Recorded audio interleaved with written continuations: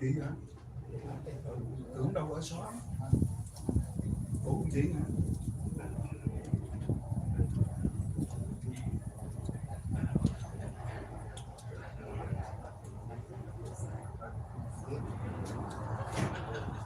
Phải đi đặt phòng cơm.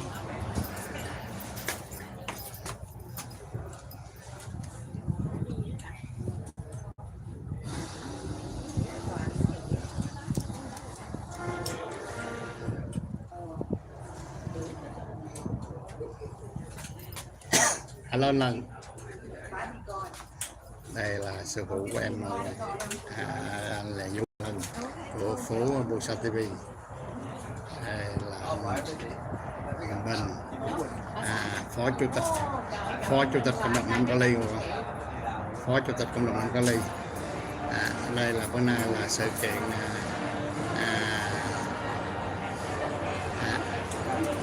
hello anh Bình, hai anh hai chị, đó là phó hello anh phó chủ tịch cộng đồng Nam Cali.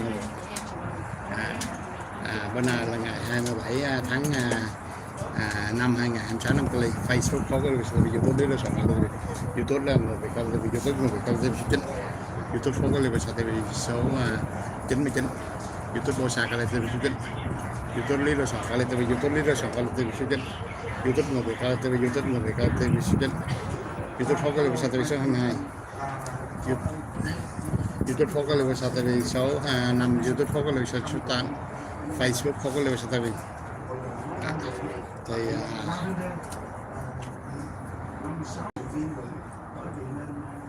chương trình là sắp bắt đầu rồi.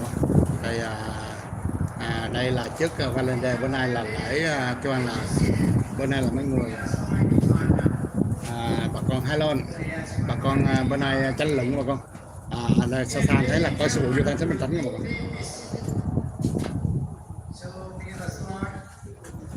Hello sư phụ có cho con chút một phút đưa sư phụ. Đây là sư phụ vô tan sẽ mình tránh bà con. Sư phụ đứng đây là sư phụ một phút thôi sư phụ. Sư phụ bữa nay con với gặp sư phụ lại. Thì bữa nay chương trình sư phụ với con đi mình hai chồng mình đi tham dự cái lễ tranh luận với nhau, những ứng viên của đảng Cộng hòa tranh luận với nhau. Thì trước đầu chương trình thì đầu clip có dân chủ gì không?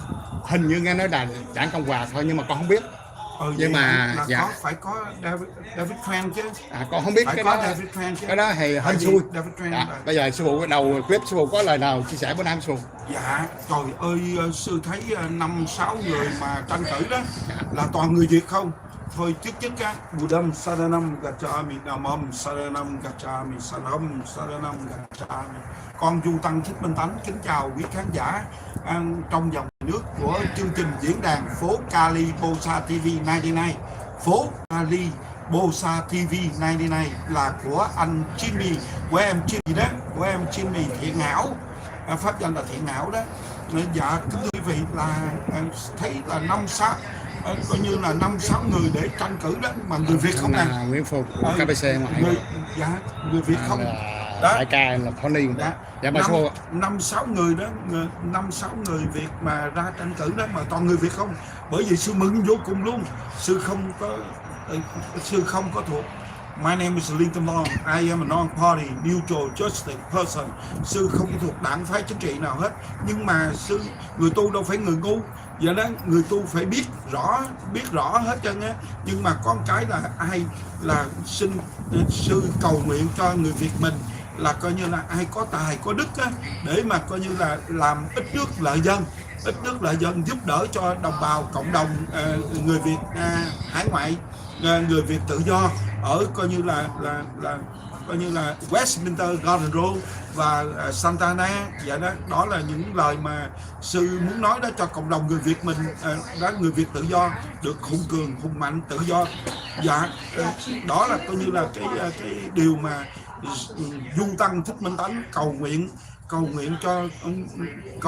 cho ứng cử được cái người có tài có đức để mà làm ít nước lợi dân, làm lợi ích cho đồng bào dân tộc. A Di Đà Phật. Sư phụ đọc clip này cũng nghĩ có nhiều người coi nói sư phụ có thể nào nói về cái chuyện anh Hoàng family được.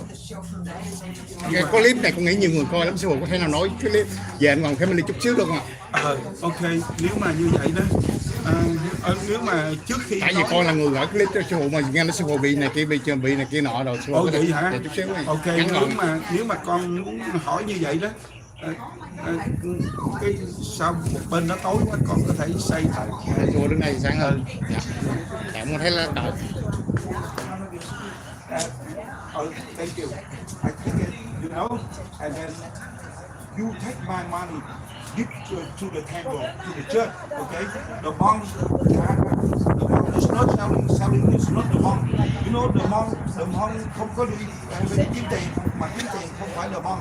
Vậy đó, control your God and give, control your God and say, you the action of city, you got it?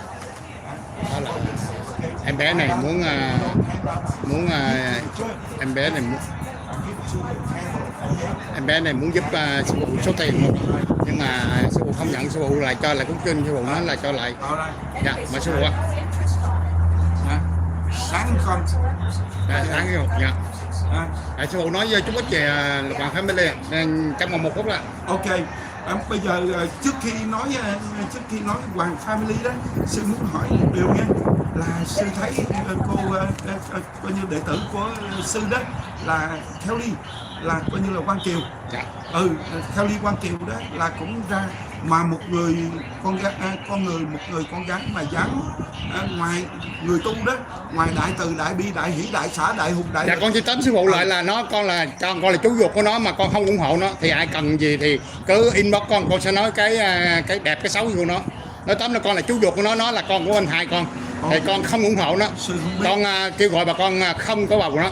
Dạ, bà sư phụ nói về Hoàng family ạ. A Di Đà Phật. Rồi cái chuyện đó personal, cái chuyện gia đình sư không biết, nhưng mà có cái là Hoàng family đó thì sư nói luôn đó. Bây giờ bữa nay đó là sẵn cái nhân viên ở Lavender đó, cái cuộc tranh cử sơ bộ, coi như là tranh cử hội luận đó, bởi vậy nên con Du Tăng Thích Minh Tánh thì được cái đài của phố Cali Bosa TV của em Jimmy là thiện hảo hỏi về Hoàng family. Thì trước đó là xin lỗi sư phụ. Dạ mời sư ạ. Dạ sư chắp tay nè: Buddham Saranam Gacchami, Dhammam Saranam Gacchami, Sangham Saranam Gacchami. Trong đời ai cũng có nhiều lỗi lầm đó, vậy đó, từ lời từ ý từ thân. Nay con xin sám hối một lần trọn xong, là có gì có lỡ lời đó, có khi tại vì nói chuyện với Vũ Hoàng Lân đó, phố Bosa TV là ở chỗ ABC đó, mà gấp quá, có nhiều bận công việc, bởi vậy sư nói lẹ nói liền, bởi vậy nói thiếu đó. Cũng như là Jimmy gửi cái Jimmy nè, gửi phố Cali Bosa TV gửi cái clip cho sư, rồi mấy đệ tử cũng gửi nữa, rồi nói là Hoàng family TV. Thì trong lúc mà excited, coi trong lúc ngập chụp á, không có nói rõ ràng là của Hoàng family TV, bởi vì cái we misunderstood. Dạ đó, bởi vậy nên cái gì cũng vậy, nghịch đến là thuận thu, mấy trăm ngàn người chửi sư quá trời, nhưng mà không sao, nhưng mà sư chấp tay nè, sư chấp tay sám hối đó, tội từ tâm khởi đem tâm sám, tâm nếu tịnh thời tội liền tiêu, tội tiêu tâm tịnh thải đều không, thế mới thật là chân sám hối. Thì bởi vậy nên coi như là coi như là từ bi hỷ xã bác ái vị tha, coi như là sư nói là coi như là thiếu lời, tại vì mấy các đệ tử gửi cái clip cho sư của Hoàng family TV mà sư nói thiếu, rồi với hơn nữa sư thấy sư tưởng đâu là Hoàng family là Phật tử đó, là Phật tử, bởi vậy nên sư mới nói là đệ tử vậy thôi. A Di Đà Phật. Con Du Tăng Thích Minh Tánh thành tâm từ bi hỷ xã bác ái vị tha, con chắp tay xin dĩ hòa dĩ quý một dạ, mình cả thù mình còn tha thứ, huống chi là người tu. A Di Đà Phật. Nam mô A Di Đà Phật. Kính chào quý vị. Còn cảm ơn sư phụ, như tại bên trong đang làm lễ bên trong rồi. Dạ. Thì nói tóm lại sư phụ cũng sám hối xin lỗi anh Hoàng Family TV kênh channel. Con là người gửi cái clip đó cho sư phụ thì xin lỗi sư phụ cũng vì lỗi lầm bị này kia nọ thì con xin lỗi sư phụ và xin lỗi anh Hoàng Family TV. Không, con không có lỗi. Dạ. Sư phụ mới có lỗi. Okay, mời sư phụ. A Di Đà Phật. Bên trong đang có lẽ bên trong. Đúng rồi. Bây giờ đang ở bên trong rồi. Facebook có cái link sao đây. Thì bây giờ anh bên trong làm thấy đang làm lễ bên trong mà con đang chào cờ bên trong. Đây là anh Đoàn Trọng là nổi tiếng anh Đoàn Trọng xin lỗi Phúc Đơn Đoàn Trọng. Anh Đoàn Trọng ơi, bữa nay là chương trình là bà con đi tranh luận này kia nọ, anh Đoàn Trọng có lời khuyên nào là anh Đoàn Trọng? Không, một mình thì không có khuyên, chúng tôi chỉ đến đem những cái tin tức, đặc biệt là qua kênh truyền hình của anh thì ở Dạ. qua kênh của anh là vui rồi. Dạ. Thì mình không coi là mà mình để xem coi từ cái phản ứng của những ứng cử viên như thế nào khi họ tương đối gặp đỡ đôi chí hay là gặp anh. Thay vì dự đoán của anh bữa nay bà con tới đầy đủ không? Mấy ứng cử viên? Thì tôi hy vọng thôi. Như vậy hy vọng là mọi người đến thôi. Còn vấn đề họ đi không đi là cái quyết định của họ. Dạ. Dạ.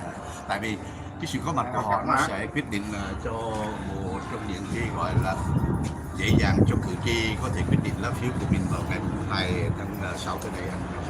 Cảm ơn Việt chị Trung. Chào anh Trọng nha. Hỏi chị Thâm Diệp Mỹ. Anh Đoàn Trọng những ngày hôm qua cũng theo sát sự kiện mà rỉ hóa chất thì đến ngày hôm nay thì anh đánh giá trên những phương tiện truyền thông và từ phía bên mà giám sát cho đến biển thì tình hình như thế nào đó? Lấy nhiên là chúng ta phải nhìn nhận là tất cả mọi người gắn liền với cái chuyện mà chúng ta đã trải dài 5 ngày vừa qua. Điều mà chúng ta ghi nhận thì tất cả những người họ có một hành động rất là tích cực, và đó là cái niềm vui của cộng đồng người Việt chúng ta khi được rằng là trong những cái hoàn cảnh khó khăn nào thì tất cả những người đại diện họ cũng có thể nói là họ cố gắng làm cái điều gì tích cực. Đến bây giờ thì có thể mọi chuyện đã hoàn tất và không có cái gì trở ngại. Cũng giống như anh đã từng cô và nhiều cái tin tức rồi thì chúng ta đó là cái bài học để chúng ta biết được rằng là nếu họ tích cực như những gì họ làm trong những ngày qua thì có thể tương lai cử tri họ sẽ quan tâm đến họ sẽ là những người đại diện xứng đáng. Dạ. Trong cái cuộc bầu cử thì ngày là sáng ngày 2 tháng 6 Vụ nguyên gì chủ đánh giá tình hình cái cuộc bầu cử đến thời điểm này thế nào? Đến bây giờ thì chắc lại rất khó khăn để có thể nói rằng người nào sẽ là một trong những người có mặt ở vòng 2. Cái điều mà mọi người chắc là phải đồng ý với tôi đó là ông David Trần có thể là một trong những ứng cử viên có mặt ở vòng 2 của Đảng Dân Chủ. Tuy nhiên ở phía Cộng hòa thì chắc là quý vị thấy 5 ứng cử viên. Đến bây giờ thì tôi nói thật là tôi làm nghề cover rồi, nhưng mà hôm nay tôi chưa có nghĩ đến một người nào sẽ là đại diện chính thức cả. Dạ. Trong cái đợt rò rỉ vừa rồi thì ông Nhân Bieu Trần cũng là một trong những người rất là năng nổ trong cái việc giúp đỡ cũng như là kêu gọi từ bên liên bang để đưa ra một cái về trạng khẩn cấp liên bang từ tổng thống Donald Trump. Thì ông đánh giá cái việc làm của ông để như thế nào? Tôi nghĩ rằng anh Trần cũng là một cái công việc mà khả dĩ có thể mang lại cái niềm tin cho những người đã từng ủng hộ ông trong quá khứ. Tuy nhiên trở lại cái vấn đề FEMA và cái quyết định của tổng thống Donald Trump thì điều đó chúng ta phải tự cảm ơn lấy tổng thống Donald Trump vì ông được sao nó cũng quan tâm, mặc dù cái tiểu bang này là tiểu bang của Đảng Dân Chủ nhưng ông cũng quan tâm như vậy. Vì đấy là một cái sự quyết định rất sáng suốt. Dạ, rồi cảm ơn anh Đoàn Trọng nhiều. Anh Vũ Nguyên Duy chú xin hỏi anh một phút anh hội phó hội chị Thâm Diệp Mỹ mà con. Anh nói về anh đi đó Trần mình đang đứng ở thành phố Westminster. Anh cảm nghĩ sao về anh đi đó Trần ảnh đem về cho thành phố Westminster xin nhờ $1 triệu cho những người già và thành phố Santana mấy trăm ngàn ạ? Đó là những việc làm mà thiết thực. Chúng ta thấy là ông Nhân Bieu liên bang Hoa Kỳ Trần đã kêu gọi liên bang tài trợ cho cái phần 1 triệu cho người già ở Westminster.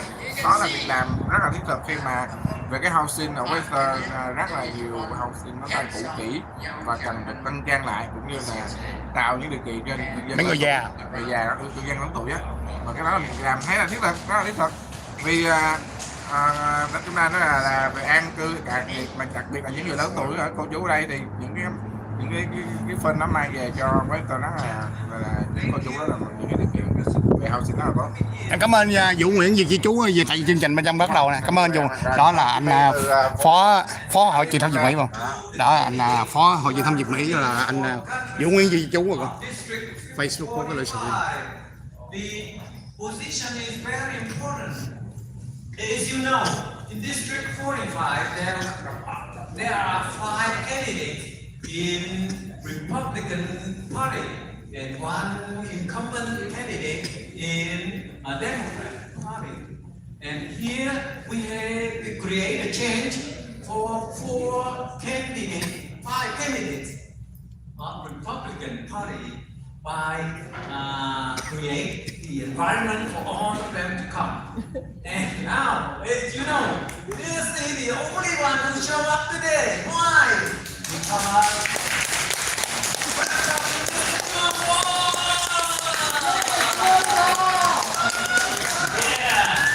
we try to communicate with Charlie Vien, and we send him all the information. But because I don't know what is reason, I cannot speak for him. He's not sure today. So welcome Mr. Charlie Vien not showing. And this afternoon, I received a call from Amy from West. She said she will come, will try to come, and I encourage her to come. This is a chance for her to meet her people who will support her. She promised me that she will come. And welcome Amy from West will come. Bữa nay thành phố Westminster có meeting và còn bởi vậy Amy còn cách tới trễ mà. Mr. Tom Vien is a very well-known realtor, and he claimed himself a pilot of South Vietnam, and we proudly support him as long as he show up here. And welcome Mr. Tom Vien. You may be the pilot up in the air, up there. Come down here with Mr. John Của mình anh Trương Võ mà. Bữa nay cuộc tranh luận mời 5 ứng cử viên nhưng mà chỉ có một ứng cử viên Trương Võ có mặt thôi. Freedom of opportunity. Every people get a chance to come, and we create this, and we pay for all the facility and the service. We treat you all equally as the people who vote for your right people representing you in the Congress. Is that the right purpose? Yeah, thank you. And over here, I met a lot of people from Westminster. Welcome Westminster. When I go there for a meeting, I met all of you. Welcome, and I also. All the residents of City of Westminster, you are here today. Right, very good. Johnny, let me add one thing.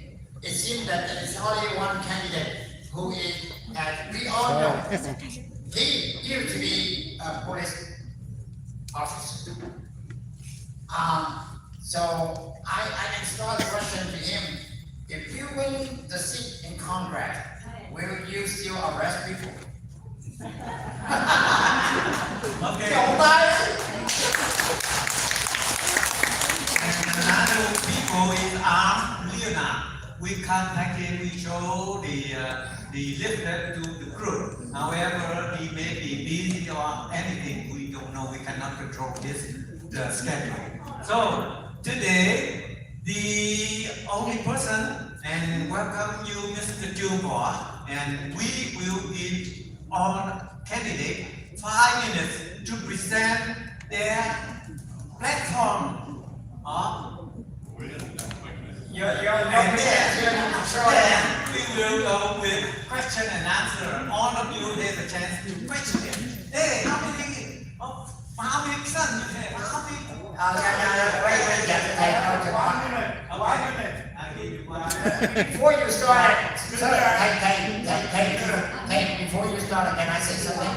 It seems that the only one here is a very brave young man who should can face any question and then can answer. So he's ready now. Kính thưa anh Trương Võ, con Trung Tăng Thích Minh Thánh, kính thưa đồng bào trong và ngoài nước, là có một cái question đầu tiên thì có 1 minute only là tại sao mà cái coi như là nói chung là cái cuộc tranh luận hôm nay là ai là tổ chức để cái lá cờ cộng sản, để lá cờ là coi như là cộng sản lên trên. Tại sao vậy? Tại sao? Cái này Ai đi nào hả? không đúng, Xin cái này trả không lời đúng. các đồng bào. Lá cờ cộng sản này là không đúng. Cái đó là chỉ cái dấu đỏ thôi. Bây giờ tôi là sao tôi nhắc rồi, tôi nói cái đó là của ông Đào Minh Quân giờ xuống liền, có bên cạnh nó có những cũng sao, nhưng mà vì lý do gì đó ban thì Cái đó cái dấu đỏ thôi mà con. là quan niệm này thì đó phải làm như vậy. Cái lễ chào cờ, cái lễ chào cờ Mà xin lỗi vì như vậy có thể làm cấp tôi cũng nhận chào cờ. Cái đó là cái dấu đỏ thôi. Giờ thành cái dấu màu cam rồi. Cái lễ chào cờ mà để cái lá cờ cộng sản là Cái này là thầy nói này là cờ cộng sản thì không đúng. I am responsible for all the mistakes that we have today. Something that happening out of our control. Okay, so the main purpose here today is create the chance for the candidates who will run for Congressman District 45. And now, Mr. Jun. Hello, everybody. The monk asked the question, why is there a communist flag behind me? Thưa thầy, chỉ trên cái cờ đó ở đâu thì chưa không có thấy. Dạ, hai cái lá cờ của Việt Cộng ta để ở đây ở trước đây. hai cái dấu đỏ thôi không bà con. Thầy cảm ơn thầy. Cái này là hai cái dấu đỏ chứ không phải là hai lá cờ này. Và chưa cũng không biết là cái cờ ở đâu. Vâng, vì thế như vậy tôi xin phép tôi là bước qua bên này, tôi tránh qua bên này thì tôi không đứng chào cờ nữa. Không có gì. Okay, so cảm ơn thầy. Okay, nói tiếng Việt là tiếng Anh, are we speaking all English, right? Okay, all English. Okay. Cái đó là cái dấu chấm đỏ thôi chứ không phải là cái First dấu off, lá I just cờ. want to say this. Thank you for hosting this. And in the defense of the other candidates, I think what was interesting is that this thing was set up and really quick. I wasn't even aware what the platform was today, but I agreed that whenever folks in my district are wanting to hear from me, I will show up. But in the defense of the other candidates, I don't know if there was enough time for them to prepare for this, and also if they were available for this. I was not available for this, and I had to reschedule some things to come here. So in their defense, why they're not here is maybe because it was short notice for them, and they weren't prepared to come because it was really short notice. But I still want to say thank you to organizers and all the people that showed up here. If you don't know who I am, không get help. Không cần đó, cần căn mọi người speak well English. Everyone here understands English? Yeah, of course. Right. So if you don't know who I am, I'm Chung Ball, running for Congress in the 45th District. I've been a police officer for 28 years, just retired last year. I was the mayor of Cerritos and the council member of Cerritos. And I just stepped down from that last year as well. And today I'm running for Congress because I really believe that we need to have good, accessible, present representation in Congress. For those who don't know me, today is the day for the community in Westminster and those around here. But at the last debate, I made a big announcement in regards to the debate that was here. I think after we were from Cerritos. There was a lot of folks that were supporting me. And the reason why the Cerritos folks were willing to drive all the way down here is they know that I'm a man of service. I've done it for a long time. But as an elected, I'm also somebody that will always be accessible. I'll always work hard with or without agreement on both sides. I'll always do what I think is best for the constituents in my city, in this case in my district. And so I really believe that when I was approached to run for office, one of the concerns were the lack of representation or lack of presence of the elected official that was representing the district. And so I'm more than happy to step in that role, and I'm here to serve. And so with that, again, I don't want to use tonight as a day to, question or conflict why the other candidates are not here. I showed up, I had to change my schedule to make it here too. All right, so please don't assume that I know why they're not here. I won't be able to talk for them, I won't be able to answer them, but I'm here, so I'll answer the tough questions you want to ask him, like, he was concerned about the communist flag. I don't know what he's talking about, to be quite honest with you. But if that's a concern, I'll address it. I'm not going to run away from that. So So go ahead and ask me questions, and this is open to everybody, right? Anybody that wants to ask questions. And I think that was my 5 minutes, but it's okay to go over 5 minutes, right? Because I don't think we have any problems. Yeah, so if anyone has any questions, just go ahead and ask. All right, Let's do this. if you have a question, I will give the mic to you. So let's just do this as a public forum, a meet and greet type of thing. How about that? Is that okay? Yeah, that way you can ask questions and I'll try to answer it. My name is Bieu. I am a former mayor of the city of Monterey Park, and I now reside in Villa Park. But I am not going to ask a question. I want to respond to the monk's question. The reason why I came here all the way from Orange County and to bring my friend Diane here is because she wanted to meet a person, even though he does not represent us in our district. We want to have the best candidates we can in Congress, because when he gets to Congress, he's going to represent all of us, regardless of where we live. And I want to say that the question of why the communist flag, I don't recognize the communist flag because I am Chinese and not Vietnamese. But however, that has been one of my main concerns. I am 89 years old, and I have been concerned about communist China ever since high school.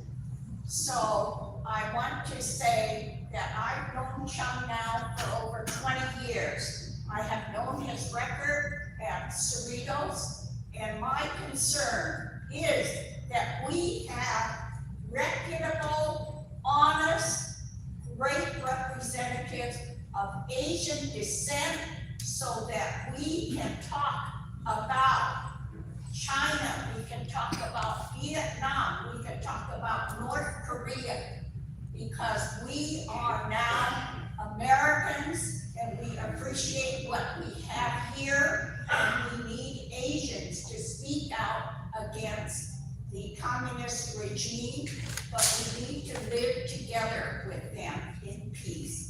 And I believe that Chung is one that has exhibited great values as an American citizen, being able to forge both the Asian community, the various Asian communities, together with Americans, because we are now Americans, Asian, instead of Asian Americans. Thank you. And before you respond or whatever, we can say that with the age that she looked very young. I think she's about 70. Thank you. Thank you for that. Any other questions? Thank you for your expression. And then the next one, please come up. Tại nhà báo Lý Phùng là chủ YouTube KBC Time goes fast, so I need to stick. Ladies and gentlemen, I'm here this afternoon. And thank you very much for Mr. Luan, the man I know him for a long time, and Mr. Tony Bui, and the commissioner, and no longer. Right? But anyway, I very feel disappointed. Only Cuoc. He's a former police and a mayor of Circus, right? But anyway, I heard about city council, the meeting today. May 27, no meeting at all. They have a only special meeting. So why they become well and try to win? Don't call the organizer and tell them, hey, I am busy this, busy that. If they don't have any word to you, it means they say, excuse me, I don't care, don't work anymore. Thank you very much. Okay, thank you. So, can I just say something? So, let's not try and attack Nguyễn the Phương other Hùng, anh Nguyễn candidates, Phương Hùng right? của Because YouTube whatever KBC you hải want ngoại to rồi. hear, they're not here. Because if you're here to hear questions to know the candidate, I am the candidate here. So, thank you so much. But one to try and say, attack the other folks because they couldn't make it. you want to ask questions of me, I'm here. But if it's going to be all night talking about them, then I'm going to go somewhere else. Okay, thank you. Very good. Very good. Anyone else? Yeah, không ai có câu hỏi nào không? Anyone else? Vậy thôi, vậy xong rồi nè. Chưa đâu. Give me some time to think. Dạ, xin tất cả mọi người đến. So if there's no questions, I'll truyền talk. thông mình thấy có anh Đoàn Trọng của TV và Go ahead, sir. SCC của TV Channel và còn One of anh Vũ come to làm my của house. phố phố Bồ I Sát don't Việt. want to mention the name. However, they say you are volunteer to keep your term as the mayor. Good question. One more term. The last night in my lecture, I already explained. Because by that time nobody to candidate except him. So the city decided, say money for the taxpayer, say don't want to organize. So that is not true. So now I need to answer one. So what was your question? The question? Question, you are volunteer to stay another term with our Yes, vote. so let me tell you, so I guess there was a nit piece out there from another candidate that has to say what he was speaking. But he claimed that I extended my term without an election. So let me just clarify that. I'm so glad you brought that up. Because so back in the days in Cerritos,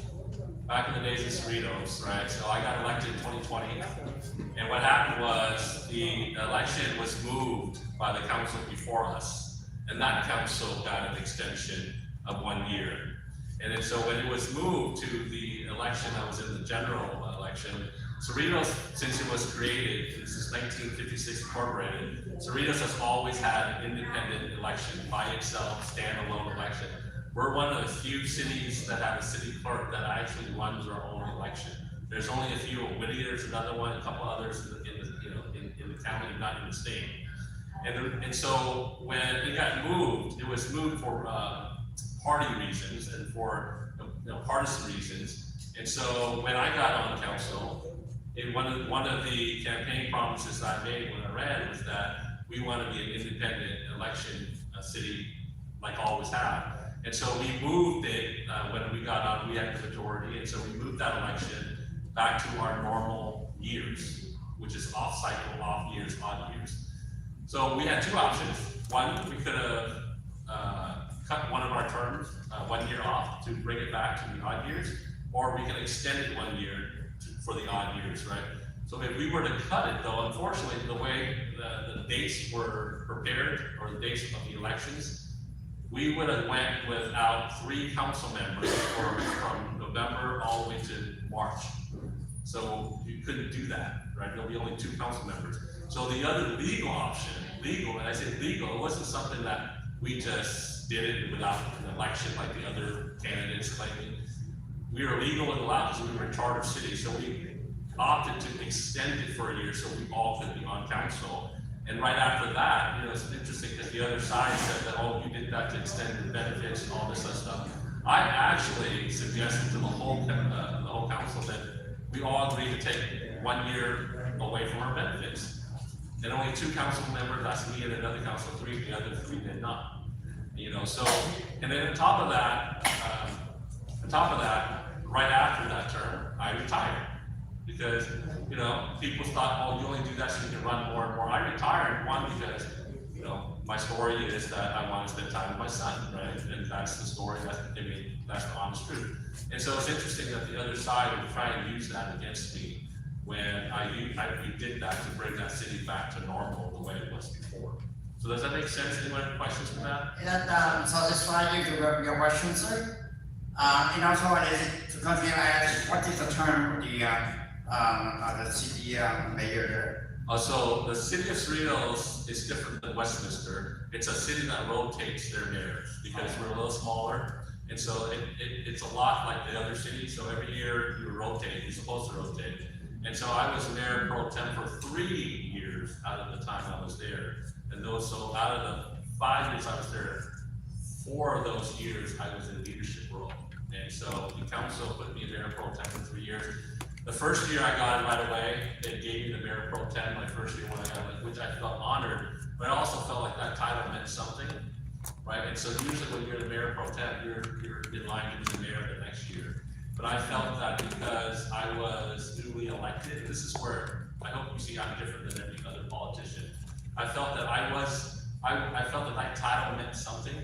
So I was willing to give it to somebody that was more senior to me, because I wasn't fighting over to be mayor or not, right? It was everyone who runs for office, they want that title. So I gave that up to another councilwoman who became mayor, because I said, you know what, I'm okay with waiting 1 more year to get more experience, but also out of respect to the title, someone who just got elected shouldn't just rotate into mayor right away. So I did that, and so I gave up my mayor seat that 2nd year, and then my 3rd year I became mayor. And then my 4th year, I was a council member, and then my 5th year I was mayor pro tem again, because they were hoping that I would be mayor again. But then I retired from that. So one thing you know about me is I don't run for office because I want a title. I don't run for office because I feel like, you know, I'm going to get benefits or perks. I run for office is because of why you see me here today in front of you. It's that because I want to serve the people of our district. Is that there's no like, you know what, there's got to be another story to end and stuff. And at the end of the day, June 2nd is coming up. Whatever happens June 2nd, I just hope that this community here, especially here, what I see about this community and different than other communities in this district, is it's really fractured. There's a lot of fighting, infighting amongst the people here. And I just hope that whatever happens June 2nd, if I win or someone else wins, that we all come together and we support each other, regardless of the turnout of June 2nd, okay? And so I say that is because it's gonna be rough. I'll tell you it's gonna be rough, you know, because for those who really believe in me, it's gonna hurt, right? I'm not gonna be happy either because I'm gonna be able to serve when I should be serving. But the bigger picture is we need to actually get together and be one city here in Westminster again. Like, you know, like Tony said, you know, he created that new, you know, what makes all-American city great again. Well, in the, not just Westminster, but in the community of Little Saigon in general, I just want everyone to get together. There's folks out there that completely hate me, but have never even met me.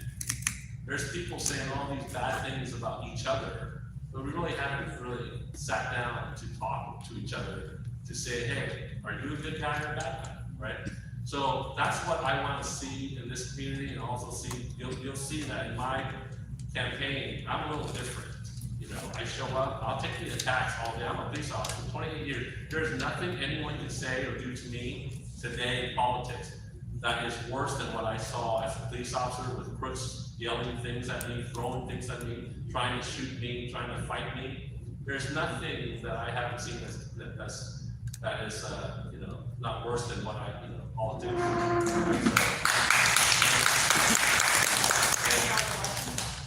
Yes.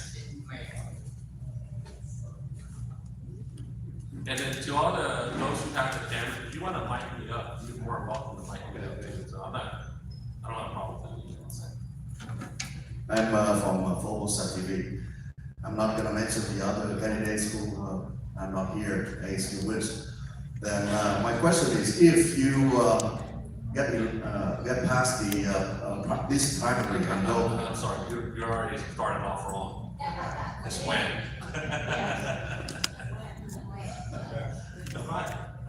If you pass this primary and entering the face-to-face with the Tranh, the question is, if you are going to debate with him, which issues you want to debate with him the most, and why? That's a great question. Great question. Well, I mean, I would have to first point out what results he's had since he's been in office. You know, we'll have to ask, you know, I would ask him, like, what have you brought to this district? I mean, if you talk to his side, you know, the answers would be completely different.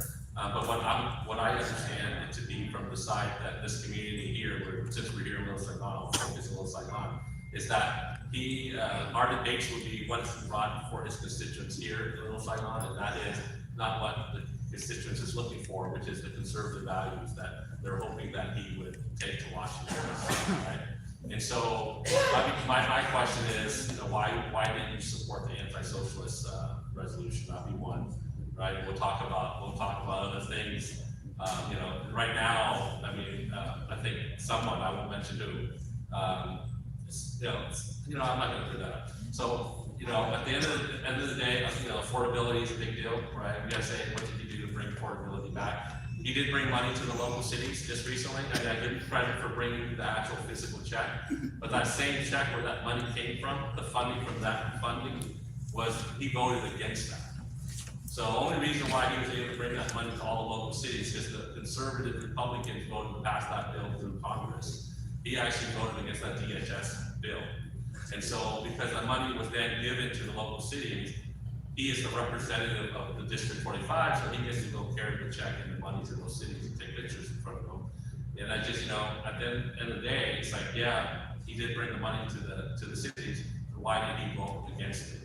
And so these are questions I would ask him, and we would debate on, and then, the other thing is, the taxing of the American people. We continue to get taxed all the time, and I think there's two guarantees in life, right? It's death and taxes. And so, at what point do we just say enough is enough of taxes, and let's try and get money that's already being taken from the people and disperse that in a manner where it actually goes to the proper sources that need it. And if we continue to waste it and giving it to NGOs or nonprofits without any accountability, then of course we're going to waste that money. We'll need to tax people because we need to provide the resources, right? But if you look at all this money that's being found right now that's been wasted by the government before this term, then you'll see that there is no need to raise taxes when there's wasteful spending. And we, the people, can't trust politicians then to handle our money if they're being caught wasting it. So those are the things I would bring up, and why does he keep on voting to increase taxes? So does that answer your question? And we can also argue about public safety too. We can talk about that. That's my background. So I'm sure there'll be some interesting, but I hope that the debates will focus on structures of how the government is run, and what the government can provide for constituents in District 45, and all the other things. I think it's just minutia outside there, and we need to just focus on the service that government should have for people. Thank you, Mr. Bowen. Here, a question here. Hello. Good evening, ladies and gentlemen. My name is Kelly Daniels.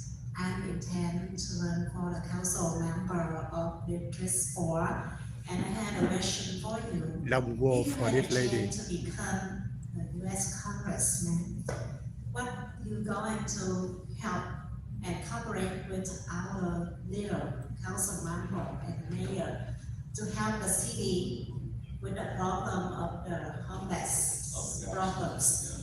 So, federal funding. I'm her uncle. Long vote for this lady.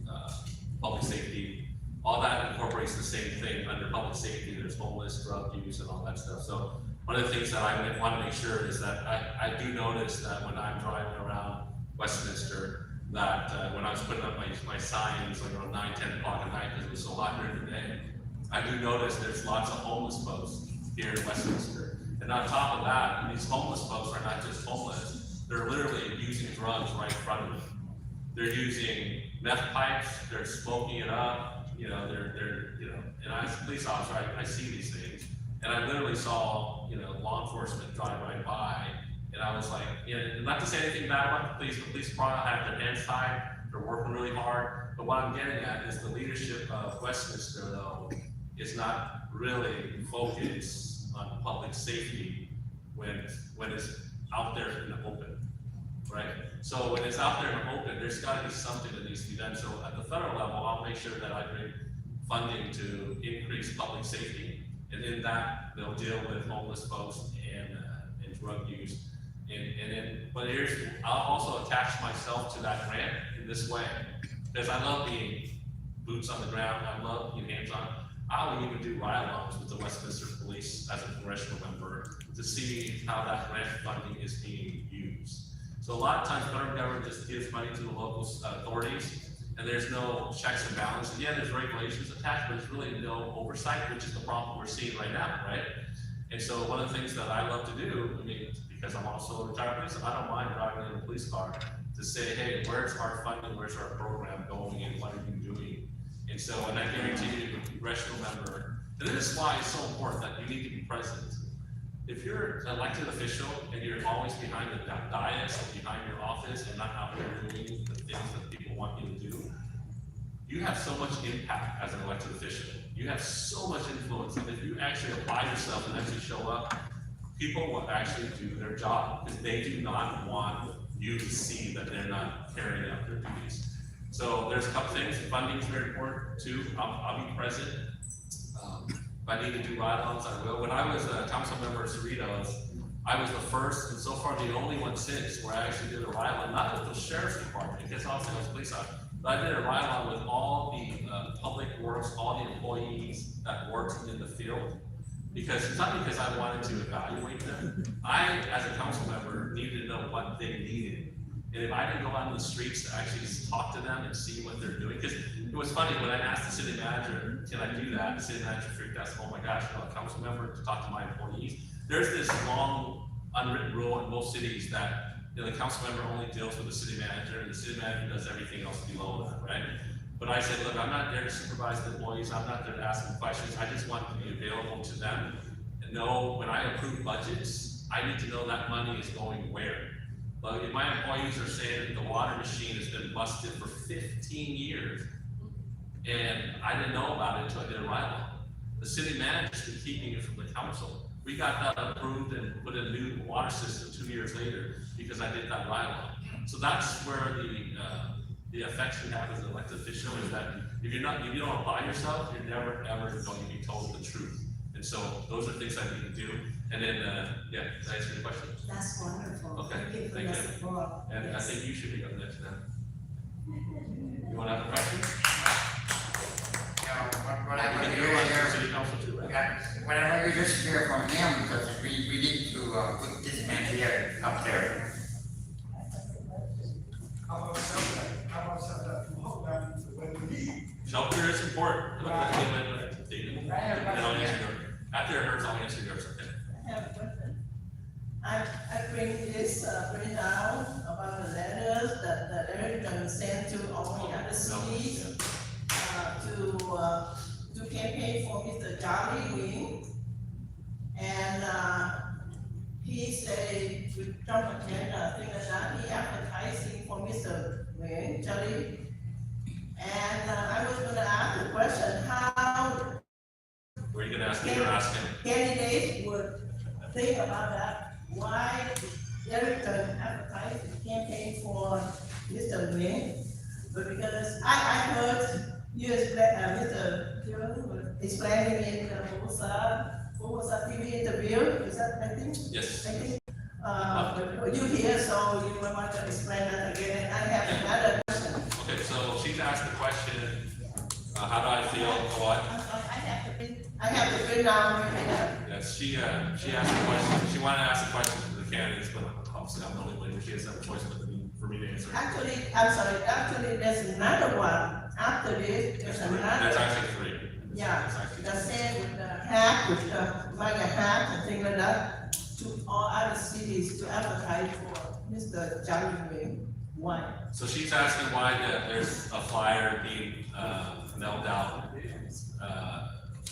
by Derek Tran to support Charlie Wynn, Chief Charlie Wynn, is that how you say it full name? Chief Charlie Wynn. And so the only thing that I, in my campaign, has recognized is that, you know, this was actually done before. If you remember Adam Schiff against Katie Porter and Steve Garvey, the Democrat didn't want to go against their own Democrat, Katie Porter. So Adam Schiff went and campaigned and bought mail-ins for Steve Garvey as a Republican. So Adam Schiff was a Democrat, and he did mailers for Steve Garvey, who's a Republican, because he knew that if Steve Garvey passed the primary, that he would beat Steve Garvey easily. And so, and it's true. And so Katie Porter ended up losing. All right, and then this time around, so this must be a tactic. I don't know if the Republicans ever done. I can't say we have it or not. I can't verify that. This time around, Derek decided to mail out Republicans. He's trying to say it's a hit piece, but if it's a hit piece, he's saying everything that Republicans want to hear about Charlie or Chief Charlie Wynn, and he's only sending it out to the Republicans. And on that, those flyers are saying really positive MAGA things for Charlie.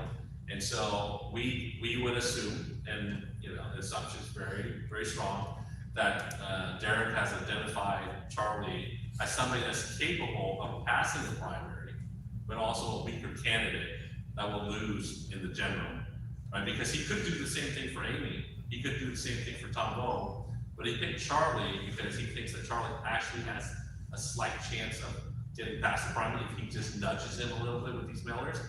And so it sends two messages. One, the message is that he identifies that Charlie is the weaker candidate to me. And two, that Derek and his campaign is concerned about me winning because I'll be harder for him to beat. And so those are the two messages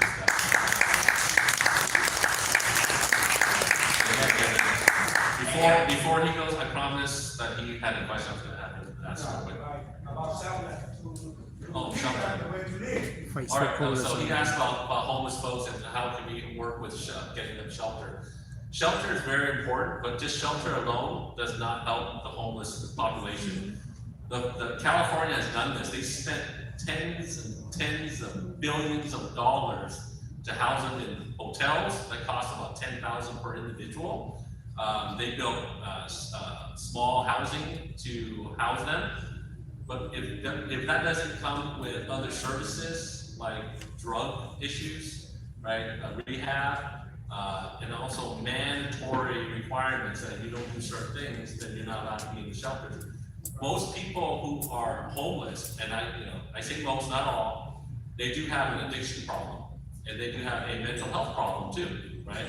And so that's why they're on the street. So we have to identify those problems to fix that core root problem before we put them into a house, right? So unless we fix that, you can put them in any shelter, spend tens of billions of dollars in shelters, they won't stay there because they'll have to go somewhere for their addiction, they'll have to mental health, they may not feel safe there, it's something that causes them to want to go somewhere else. The core problems are those things, and so, but yet California claims that they do that also. But when you go and find out where that money's going, those folks are not even present at those clinics, but yet the clinics are getting money for it. So that's the fraud and waste and abuse that we need to make sure that we look at. And so when you find the money, we make sure the money goes to the right folks that actually help. And then that help is going to actually do something before we stick them in the house somewhere, and then if they do get help, maybe they're gonna want to actually find their own living quarters that they can afford, that they'll get a job. And that's where there's a difference between the policies and the tenets of the party is that we want to empower individuals to be successful.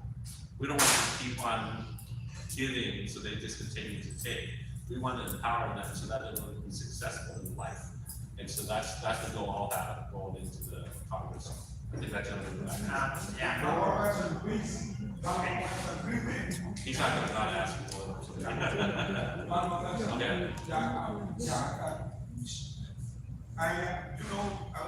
I need to speak with my people. Okay. Okay. Thưa rõ là nếu mà ông đắc cử thì tôi xin thỉnh nguyện ông là có thể làm một cái cổng chào biểu tượng hùng dân tộc giữ cộng đồng người Việt Nam. Dạ cái đó là Westminster cũng nói là ngoài con Westminster cũng. Dạ sư thỉnh cầu với Nguyễn Mạnh Trí rồi tới giờ. So he's asking if by the way when we do like a big arch welcome to Middle Saigon. That's gonna be something that Little Saigon is gonna have to figure out. I will not Sắp do có no rồi, đang chương trình I'll be honest with you. That's something that thành phố Westminster đang sắp có cái đó rồi, đang xây cất rồi, chuẩn bị the rồi. federal government, my concerns are gonna be make sure we provide services, provide the necessary money so that we can have public safety and so forth. So that's a question for the city council. Right, ladies and gentlemen, before the gentleman here have a question, that we would like to serve you for some cake, bánh bao, I don't know what it's called, but for you, if you something, I know you want to, and before you start, so please, serve them now. Thank you. It's already confused. And then, give me a Read your name out. That's okay. That idea is Mr. Broad, gentleman, I know you're a police officer in Florence. And where did you grow up? I grew up in the city of Vien, just north of Florence. I went to junior high school. No, my son was already there. Oh, So I think one of the important things, maybe some of the questions, but maybe my insight, I know Amy Fenwest very well, personally, very well as being a resident of Westminster. Their chances, I think, Amy, you've already met Amy. Charlie, I think the only competition he's gonna give you is because of the loyalty that the Vietnamese people in Westminster give to their president, their mayor. That's the battle, that's the competition that you're gonna have with the folks from Vietnamese people in Westminster. If people see you, and you speak, your character, it's obvious. Obviously have my vote. I came to the Trumbo and 85 thing a month ago. By far your character shows through. And then you need to know the Democrats. And I've been to town hall. Bánh bao bây giờ là chuẩn bị ăn. The Charlie piece is more of a, I don't know why he said it to Republicans, but it's an insult. That's the way he sees Republicans. Derek Trump sees everything MAGA, everything Trump, everything Republican out Bánh này của Linh đã sang rất ngon quá bà con. as insults. That's the part of the fail. all right, so thank you for your comment. So to address your question about the Vietnamese community that's loyal to Chief Charlie and his mayor, if you look around, you know, and this is not a good representation of the whole entire community of those time. But I'll tell you that when I first started this whole congressional race, that was one of the concerns, right? Is I'm from the other side of the Orange Curve. I'm from LA County. That with Orange County in general, not just in Little Saigon, would they be accepting of me because I'm from LA, coming to fix the issues in Orange County? And so those were some things that we talked about. We also addressed.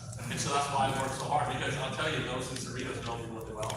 They don't understand why other folks would not accept me, right? And so we worked really hard on my campaign, and I don't know if you noticed, I'm literally everywhere whenever people tell me to show up, I do my best to show up. And then in doing so, I've already won the hearts and minds of many voters in the district. But here in Little Saigon, I have to tell you, I am so proud of the support that I've actually garnered through my whole campaign. And the folks here in Little Saigon, I don't know if you know this, but you know, I remember before I ran, I would drive down Tulsa, and I would see this group of MAGA, conservative folks flying flags in Tulsa. I'm like, man, those guys are amazing, right? In this case, those ladies are amazing. And then now, guess who's staying their flag? Cuoc. And so, you know, I think discounting the Vietnamese folks in Little Saigon just because Chief Charlie is the mayor, I think you're not qualifying them as knowing. Yes, I think that you need to know that the local Vietnamese folks here are smart enough and they know what's been going on in the last few years, what they want change, and I think they see that in someone like me. And I'm here not because I think I will lead everyone. I'm here because I'm representing people. And to me, that's very important because, you know, when you jump in the seat and you think you're already like up there, but really, I'm not going to do. Folks here, I put my pants on one leg at a time, you know? And so that's where you'll see that I'm the difference between the rest. I've never been, like I said, I've never been around for titles, never been around for prestige. I just want to work.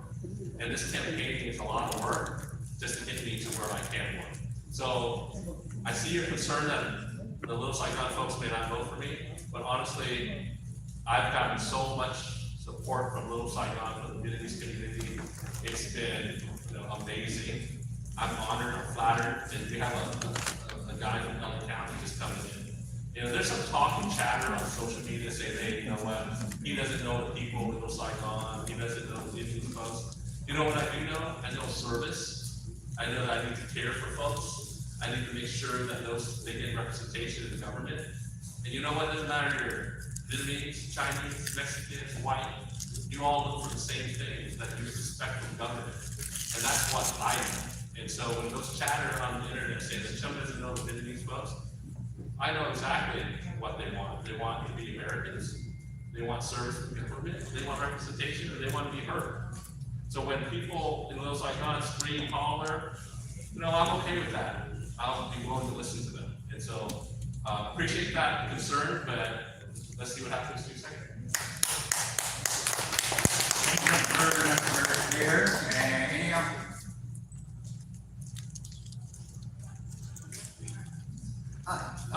One of the points that you Anh Bình là Phó Chủ tịch Cộng đồng rồi. as well is to stand up to our allies. Yes. So if you can differentiate between Ukraine, Israel, and Taiwan, which one would you vote to support? Considering aid. Well, and then the second part, there is right now, it's possible that the president may decide to pause arms sales in Taiwan and then Israel. If you were a Congress member, what can Congress do? If you don't agree with that, first of all, and then if not, to pause arms Đó sales. là anh Kim Bình, Phó Chủ tịch Well, Cộng đồng first Nam of Cali. all, the one thing I will Anh Kim Bình, never Phó do Chủ tịch Cộng đồng is Nam answer Cali. something that I think I know all the facts to, but I don't, right? So I would never say, no, I disagree with this or that, because I don't know all the facts that the administration knows, right? What's going on, or all the details. It's easy for you to sit up here and tell you what you want to hear and make up stuff that I think you want to hear. So I'll look into the arms sales thing, but I support Taiwan wholeheartedly. I think that we need to support all of our allies, right? Wholeheartedly. It doesn't matter if you're Ukraine, Israel, Taiwan, and so forth, because we may be America, and our group is going to be America first, right? But we live in a world where it's very hostile, and we do not just simply have a dome around America only, right? We need to make sure that we are safe, and we are America first, by making sure our allies will defend us in their regions. Israel is the only ally in that whole region. We can't go against them, right? Because if we do, then there's nowhere that we can be safe there. And so I support Israel wholeheartedly. Ukraine, I wish that war would stop. I wish that it never started. And I feel like it wouldn't have started if we had a strong administration at the time. And now we do have a strong administration, but we're dealing with Iran at the same time. And all these things that has happened up to that point is really making it difficult. And again, I don't have all the info. I can stand here and say it, but I don't want to answer a question that I don't have all the facts to. But I'll tell you, I support all of our allies, Ukraine. I support them because they're an ally. I support Israel wholeheartedly. I don't know if you know, but one of my martial arts, I know my name is Bieu, Kung Fu martial arts. Yeah. So Ba means martial arts in Vietnamese, but I did study martial arts. I was a use of force instructor for the police department for 20-some years, and I taught Cuoc, which is an Israeli martial arts. And so that's what I'm known for. That's what I teach. So I know the other candidate is also in martial arts, and we will not fight. I'm not saying that at all. But I learned from, so I'm a big supporter of Israel. I have a lot of Israeli friends as well. But at the end of the day, to answer your question, we need to support all of our allies. In what capacity is obviously a better question is what capacity, right? And so without the facts and the knowledge of what's trending going on back and forth, I don't want to say that I would just stop arms sales to Taiwan, or we should sell this to Taiwan, without knowing all the facts. And when I'm in Congress, I will hopefully get that information. And if it doesn't benefit the people of America, then I would vote against it. If it does benefit the people of America because it provides defense or whatever, then I'll support it. And I hope you think that's not a way of me trying to chicken out that question. It's my way of telling you that I don't know all the details, and I'm not a politician to give you the answer you want to hear. Beautiful, very clear. Thank you so much. Any other questions?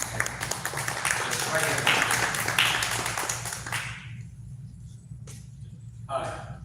Just follow question regarding Israel. I'm sorry. Just follow. It's not what you just asked. No, it's about Israel. Okay. Do you support Israel government annex West Bank? And what? Annex West Bank. Annex West Bank? Oh, annex, oh, I thought you were thinking about, I'm thinking of like a money thing. Annexing West Bank. So the West Bank is definitely a territory that Israel wants, right?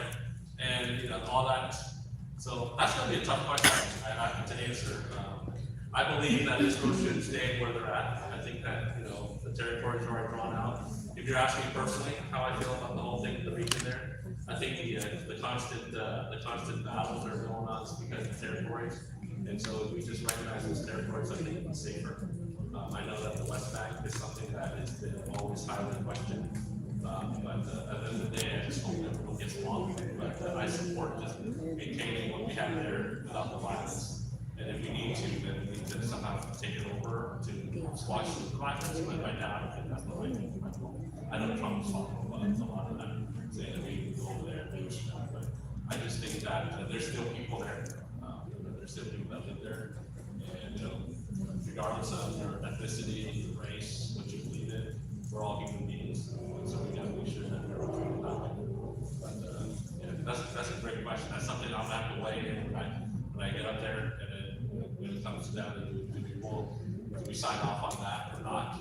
Again, from what I'm hearing from the news, it's just not a good thing. It's not healthy.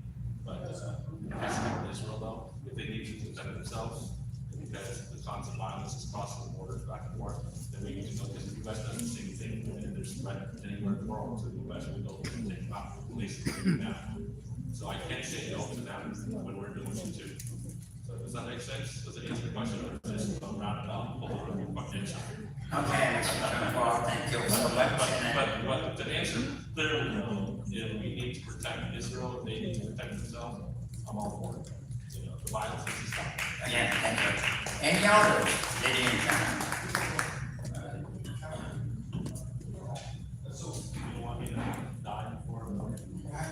Yeah. All right, if there is no others, okay, one more then.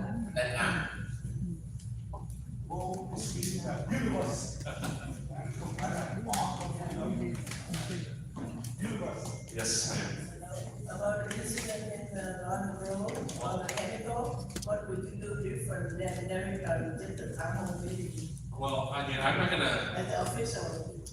So, you know, every elected official, you know, I've been a police officer for 28 years. Whenever there's a disaster, whenever there's a major call out, whenever there's an incident in the city, the first thing I see is politicians showing up thinking they can fix the problem, right? And I'm gonna say that for everybody, not just Derek Tran, right?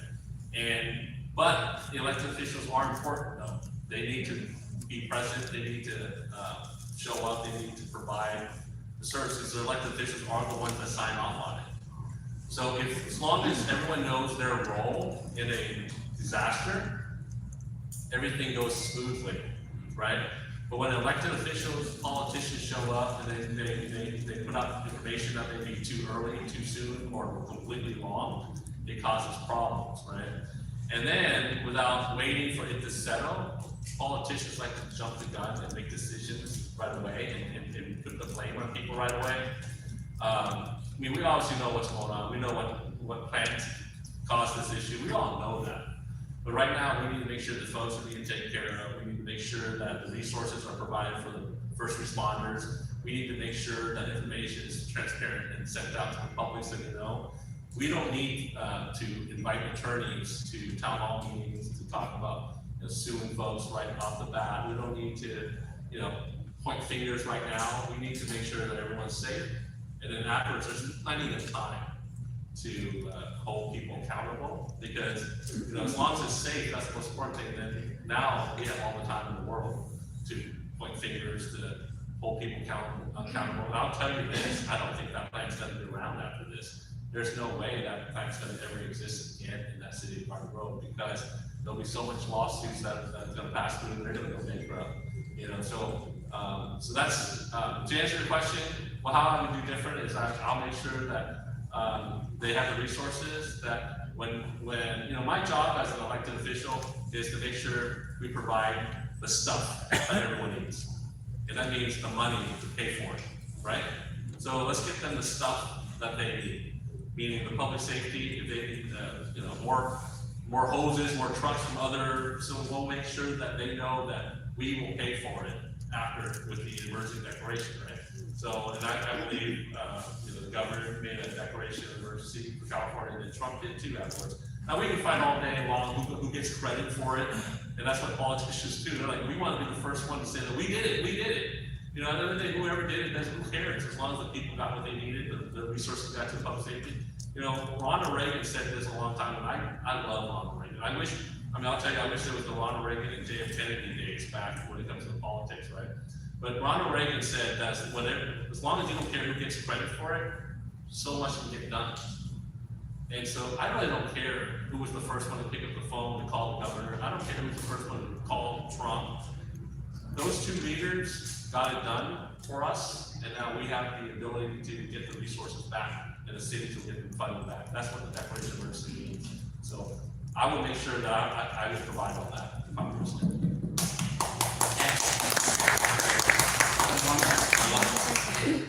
This is the last one here. We have more questions. I think you have more time, right?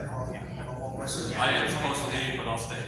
I will ask the Vietnamese first and English later. Một cái vấn đề mà trong cộng đồng người Việt Nam vẫn nhìn thấy khá nhiều, đó là một phần nào của cộng đồng người Việt trong cái xu hướng chống cộng rất là mãnh liệt, chống lại tất cả những cái gì đó liên quan tới phía Việt Nam.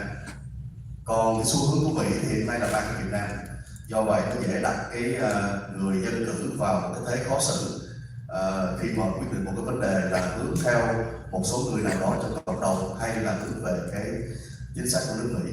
Vậy thì anh sẽ giải quyết cái tình thế này thế nào? The situation is part of the Vietnamese is very anti-communist, and whatever related to Vietnam, they anti. At the same time, government of Vietnam and government of the U.S. have a very strong relationship right now.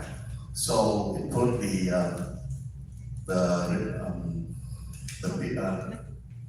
someone like you in the very difficult situation when there is the issue. Will you listen to the people, anti-communist, or you want to listen to the direction from the government?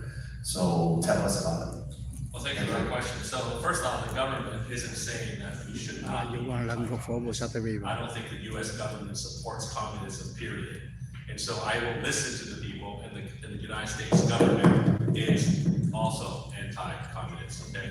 So I think your question is because there's a relationship between the U.S. and Vietnam right now, what do I think about that? I'll tell you this, is that in order to fix anything, you gotta actually know folks, right? There's got to be dialogue. There's got to be negotiations and stuff. And if there's no cross conversations back and forth, if there's not that relationship, then how can we fix a problem, right? And so I know for a fact the government here in the U.S. is anti-communist here. That's why we're out there, we're dealing with Cuba, right? We're dealing with Iran, with Venezuela. The government now is trying to stop communism, period. And so that dialogue, and then when Trump started all that, there was dialogue, right? And so for those here in America, we all fled a communist country to come to America. There's no doubt in my mind that I support the folks here because we fled. But also the relationship that we need to foster with America and Vietnam is so we can make changes in Vietnam and hopefully hold them accountable for the things that they've done in the past. Right? And also hope to change their minds of how they deal with the folks in their country, because we all still have family here. right? I think all of us still have family there, so it's important to make sure that there is a connection, relationship with Vietnam, so that way we can be at the table to discuss how we can fix Vietnam as well. That's your question.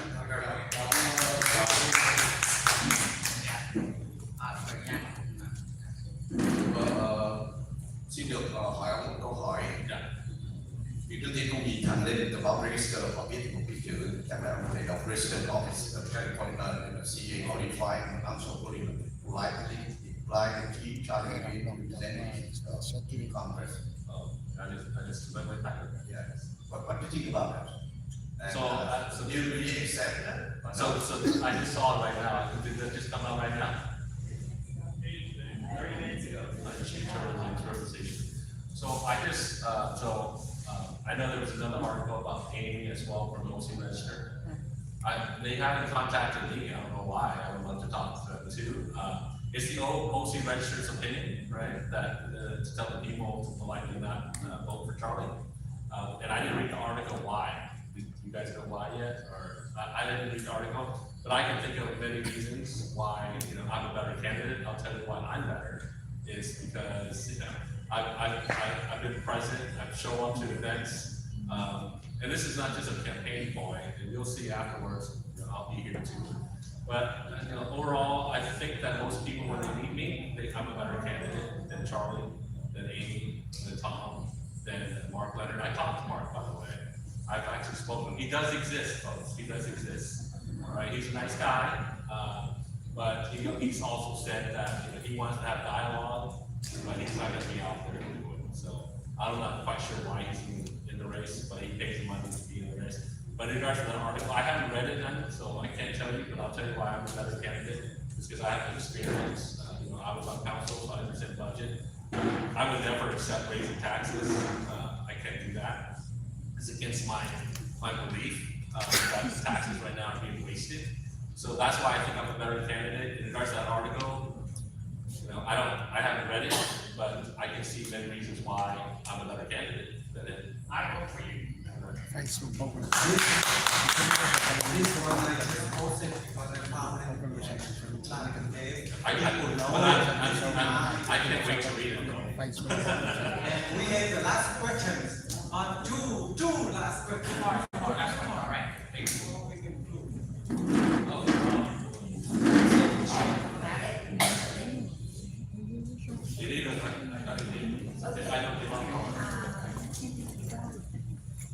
So, on the homeless problem, it's a national problem, it's not just a city problem, because we've seen that the homeless continue going up.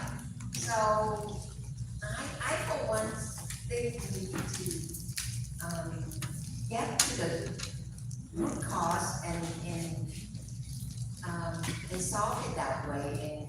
And I don't think prevention would be the key, because once someone is so deep into drug, it's hard to get them out, and the resources that we pour in won't be enough. So, do you have an idea? Yeah. Prevention is key to the problem, right? When you do police work, you try and prevent crime before it happens, right? And so we're always out there being very proactive, catching the folks before they commit crime, and prevent crime. Prevention in drugs and homelessness, I'll tell you, one of the things that I truly believe in is family values. And it's easy to say that, hey, raise your kids well, raise your kids right, raise your kids so they don't use drugs. And then you ask yourself, why are some of these folks, they got addicted to begin with, right? A lot of them start in their youth. And when they're in their youth, there's family values that are missing in the home. So I'm going all the way back when you talk about prevention, right? Another prevention is, don't give drugs and don't make it available. But let's go back even further, is that when you raise your kids, families are missing today. Parents are missing today, one, because they have to work a lot, right? Some parents have to have double income, so they have to work. Kids are kind of left alone to be raised by the schools or by somebody else, by the coaches in baseball or football. All these things come back to kids aren't being raised at home. and we lose that whole value. I say this in a very respectful way because I know there's some families out there that can't afford to be home all the time. They have to work, some have double jobs. But parents work hard for our families to provide, but they forget to work hard to raise their kids. They're so focused on providing all the time that isn't the core value of family value. So I really truly believe that if you start when they're young, teach them that drugs are bad, teach them the reasons why drugs will hurt you and break up families, break up lives, and you may die. I'll give you a good example of my son. My boys, you talk about gun safety and stuff, right? And I can say this because this is how they kind of taught us in the police academy, the sheriff's academy. I went to Orange County Sheriff's Academy. And everyone talks about gun safety, store your guns, lock it up, so these kids, your kids don't get it and use it and bring it to the schools. Well, then you back it up even further and go back to raising your kids and explain to them why gun safety is so important. This is what we do, most police officers do. I don't know if they still do it today, but I remember in the academy when the instructor told me to do this when you have kids, is that, when you have kids, these kids are curious, right? Kids want to know what these things are.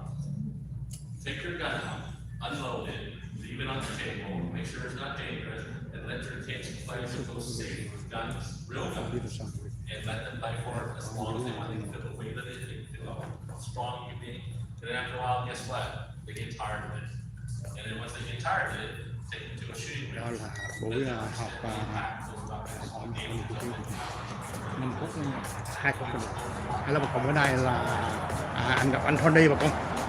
Hello Tony, bữa nay mình buổi tranh luận ở thành phố Westminster về các ứng cử viên của dân biểu địa hạt 45 đó.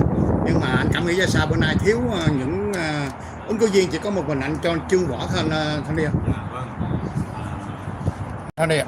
Kính thưa quý vị, Tony Bùi là người tổ chức cái buổi gọi là Q&A vấn và đáp của những ứng cử viên tranh chức dân biểu liên bang địa hạt số 45. Tại sao tôi đi tổ chức?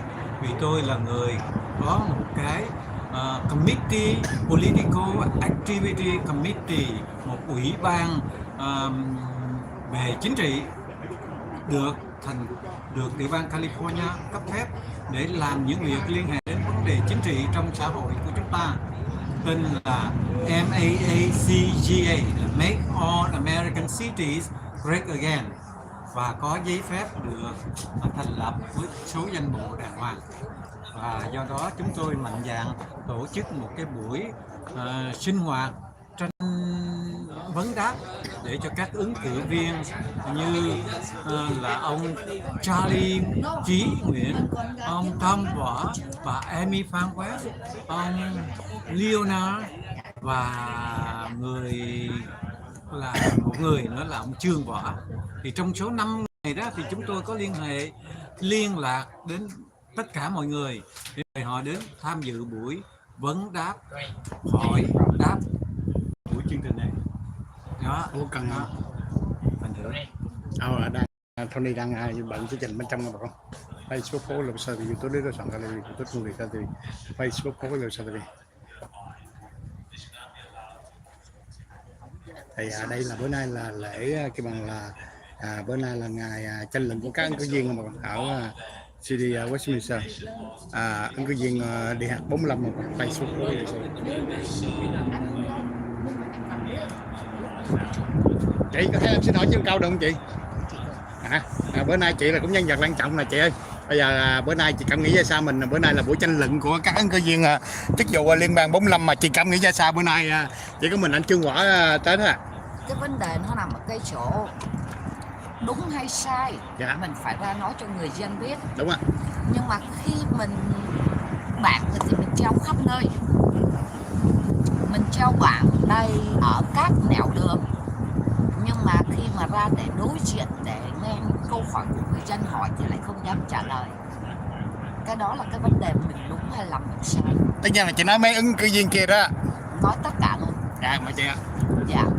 Bởi vì á, theo như tôi nghĩ á, nếu mà mình đã chấp nhận mình ra để mà mình tranh cái dân biểu của địa hạt số 45 này, bằng bất kỳ mọi giá, đúng hay sai mình phải có mặt. Bởi vì nếu mà mình không dám ra để mà đối diện những câu hỏi á, mà mình cứ đi xin lá phiếu, thì cái người đó nếu mà là tôi và bạn bè tôi sẽ không bao giờ ủng hộ những người đó. Bởi vì tôi khẳng định những người đó sẽ không làm được cái gì hết. Bởi vì người ta cái đó là người ta chỉ muốn là lấy cái tiếng. Nội mà bây giờ thí dụ giờ anh hỏi tôi đi, Mạnh Trí làm được cái gì cho Westminster, thì mình phải nói lại cái năm 2022.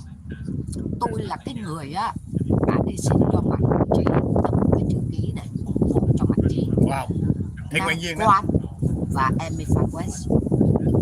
Thì mấy cái tháng đầu tiên á là ba người đảng Cộng hòa bị Democrat nó chọc rất là nhiều, kêu gọi tôi ra tới City Hall để ủng hộ cho người đảng Cộng hòa.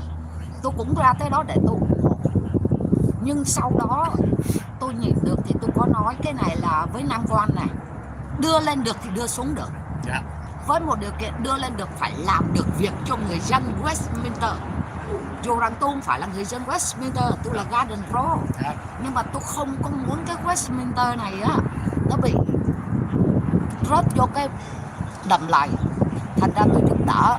Nhưng sau khi mà lên tới đó rồi á, thì bây giờ là tôi là người bị những cái người cho chữ ký để vote cho Mạnh Trí á, người ta chửi vô mặt tôi này.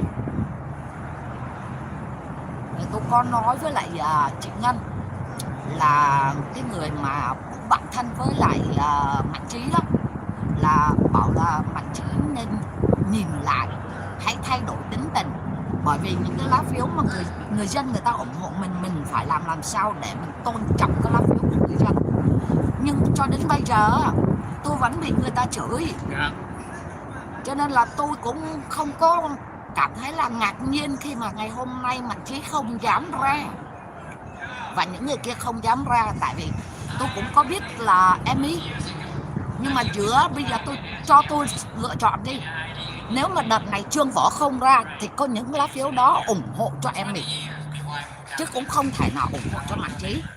Bởi vì tôi khẳng định á, Mạnh Trí làm local chưa xong thì làm sao mà đòi lên tới Hạ viện. Thành ra cái ngày hôm nay Mạnh Trí không dám ra đây cũng là chuyện bình thường thôi, chứ không có cái gì gọi là mình ngạc nhiên hay là lớn chuyện như này nọ. Tại vì tôi cũng biết trước rồi Mạnh Trí sẽ không ra. Đó, thành ra đâu có cái gì đâu. Thế chị em xin hỏi câu số 2 đi chị. Tại vì hồi nãy thấy có sư thầy nói về chuyện mà chào cờ lá cờ Việt Nam gì đó. Lúc đó thì em ở ngoài, em không dấn bên ngoài thì em không biết sự tình bên trong. Thì chị cảm thấy lúc đó chào cờ có lá cờ không mình chị? Nói chung á là lúc đó mình tập trung vô mình chào cờ, mình hát quốc ca. Thì cái nó sự kiện như sao chị? Thì mình cũng không có nhìn thấy. Nhưng mà sau đó thì anh Văn á, Đỗ Đức Văn, anh có nói bên lỗ tai mình là có cái lá cờ, thì mình cũng không biết có hay không. Sự thật này, nói thật lòng luôn, có lá cờ nhưng mà chị nhìn không nhìn thấy. Là tại vì mình lo, mình nhắm mắt mình cầu nguyện, thành ra mình cũng biết có hay không. Nhưng mà mình có biết là anh Đỗ Đức Văn nói bên lỗ tai mình á, là tại sao có lá cờ đó. Thì mình phải nói cái này, cái sơ suất của cái người. Nhưng mà chị hoàn toàn chị không thấy hết. Anh là do Đức Văn không thấy thôi. Đó là Đỗ Đức Văn nói thôi. Còn bản thân tôi hoàn toàn tôi không biết. Nhưng mà cái đó là cái sơ suất của cái người phát cái bản nhạc. Tất nhiên là trên cái màn hình. Nếu cái đó thì cái lỗi của cái người mà âm thanh, người ta điều chỉnh. Em nói chị nghe, cái đó thì em không biết, nhưng mà em quay ở đây nhiều sự kiện em biết. Thì cái màn hình ở đây nó bị hư. Nó có hai cái đốt màu đỏ. Cái đốt chứ không phải là cái đốt, còn là có lờ thì lúc đó tại vì em ở bên ngoài, em không giống bên ngoài, em hoàn toàn không biết. Nhưng mà cái màn hình này đó nó bị hư. Lúc nào nó cũng có hai cái đốt màu đỏ, cái mình hình vuông. Đó, hồi nãy là mình nhìn thấy đó. Cái màu đỏ là em quay ở đây nhiều show, nhiều chương trình ca nhạc ở đây em biết là cái màn hình bị hư. Còn cái lá cờ đỏ hay là không, cái đó là hoàn toàn em, tại lúc đó em không biết hay là không có quay cái cho sự thật tôi cũng nói thật là hoàn toàn tôi không nhìn thấy. Chị không nhìn thấy? Cái đó là sự thật. Nếu anh Đỗ Đức Văn anh nói xong thì mình chỉ nói anh là không đau thôi. Bữa nào em hỏi anh coi. Không sao hết. bây giờ nếu muốn tôi gọi thẳng ngay phone bây giờ cho Đỗ Đức Văn luôn. Dạ. Chứ không có cần gì hết. Dạ. Đó, tại vì Đỗ Đức Văn ngồi cạnh tôi mà. Dạ. Đó, còn khi mà sư thầy nói lên á thì tôi không biết cái lá cờ nằm chỗ nào. Dạ. Thì mình chỉ nghe thôi, rồi sau đó có nói với sư thầy là ngồi xuống. Chị có thấy là gọi liền đâu anh bắt không chị? Theo chị nghĩ không biết là Đỗ Đức Văn. Tại vì em muốn nhận định coi cái lá cờ nó nằm ở đâu. Nếu mà cái đó cờ đỏ, đót đỏ thì không phải. Tại cái đót đỏ đó là em biết cái màn hình ở đây bị hư. Lúc nào mở màn hình lên nó cũng có cái đót màu đỏ hết cháu. Có thể bây giờ mình sẽ gọi thẳng cho anh Đỗ Đức Văn. Anh có bắt không nha? Dạ. Dạ, tại lúc đó em phỏng vấn bên ngoài em hoàn toàn thấy, nhưng mà thấy sư phụ em vô Thanh Minh Thánh ông cầm lên cái chuyện đó thì em không biết cái sự tình mình xong ra sao. Thì cầu mong anh Đỗ Đức Văn bắt điện thoại. Mà cái này mở speaker luôn. Dạ, cảm ơn chị. Dạ. Đây là nói chuyện với anh Đỗ Đức Văn, cũng nhân vật nổi tiếng ở cộng đồng Việt Nam. Coi Đỗ Đức Văn có bắt phone hay không, cái đó là mình không biết ra. Dạ. Nè, mình ghi rõ ràng anh Văn má gà. Dạ. Đúng không?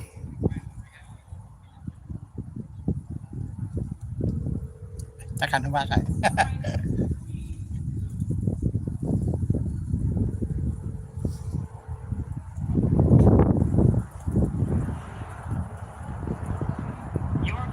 Ok, mình sẽ nhắn voicemail.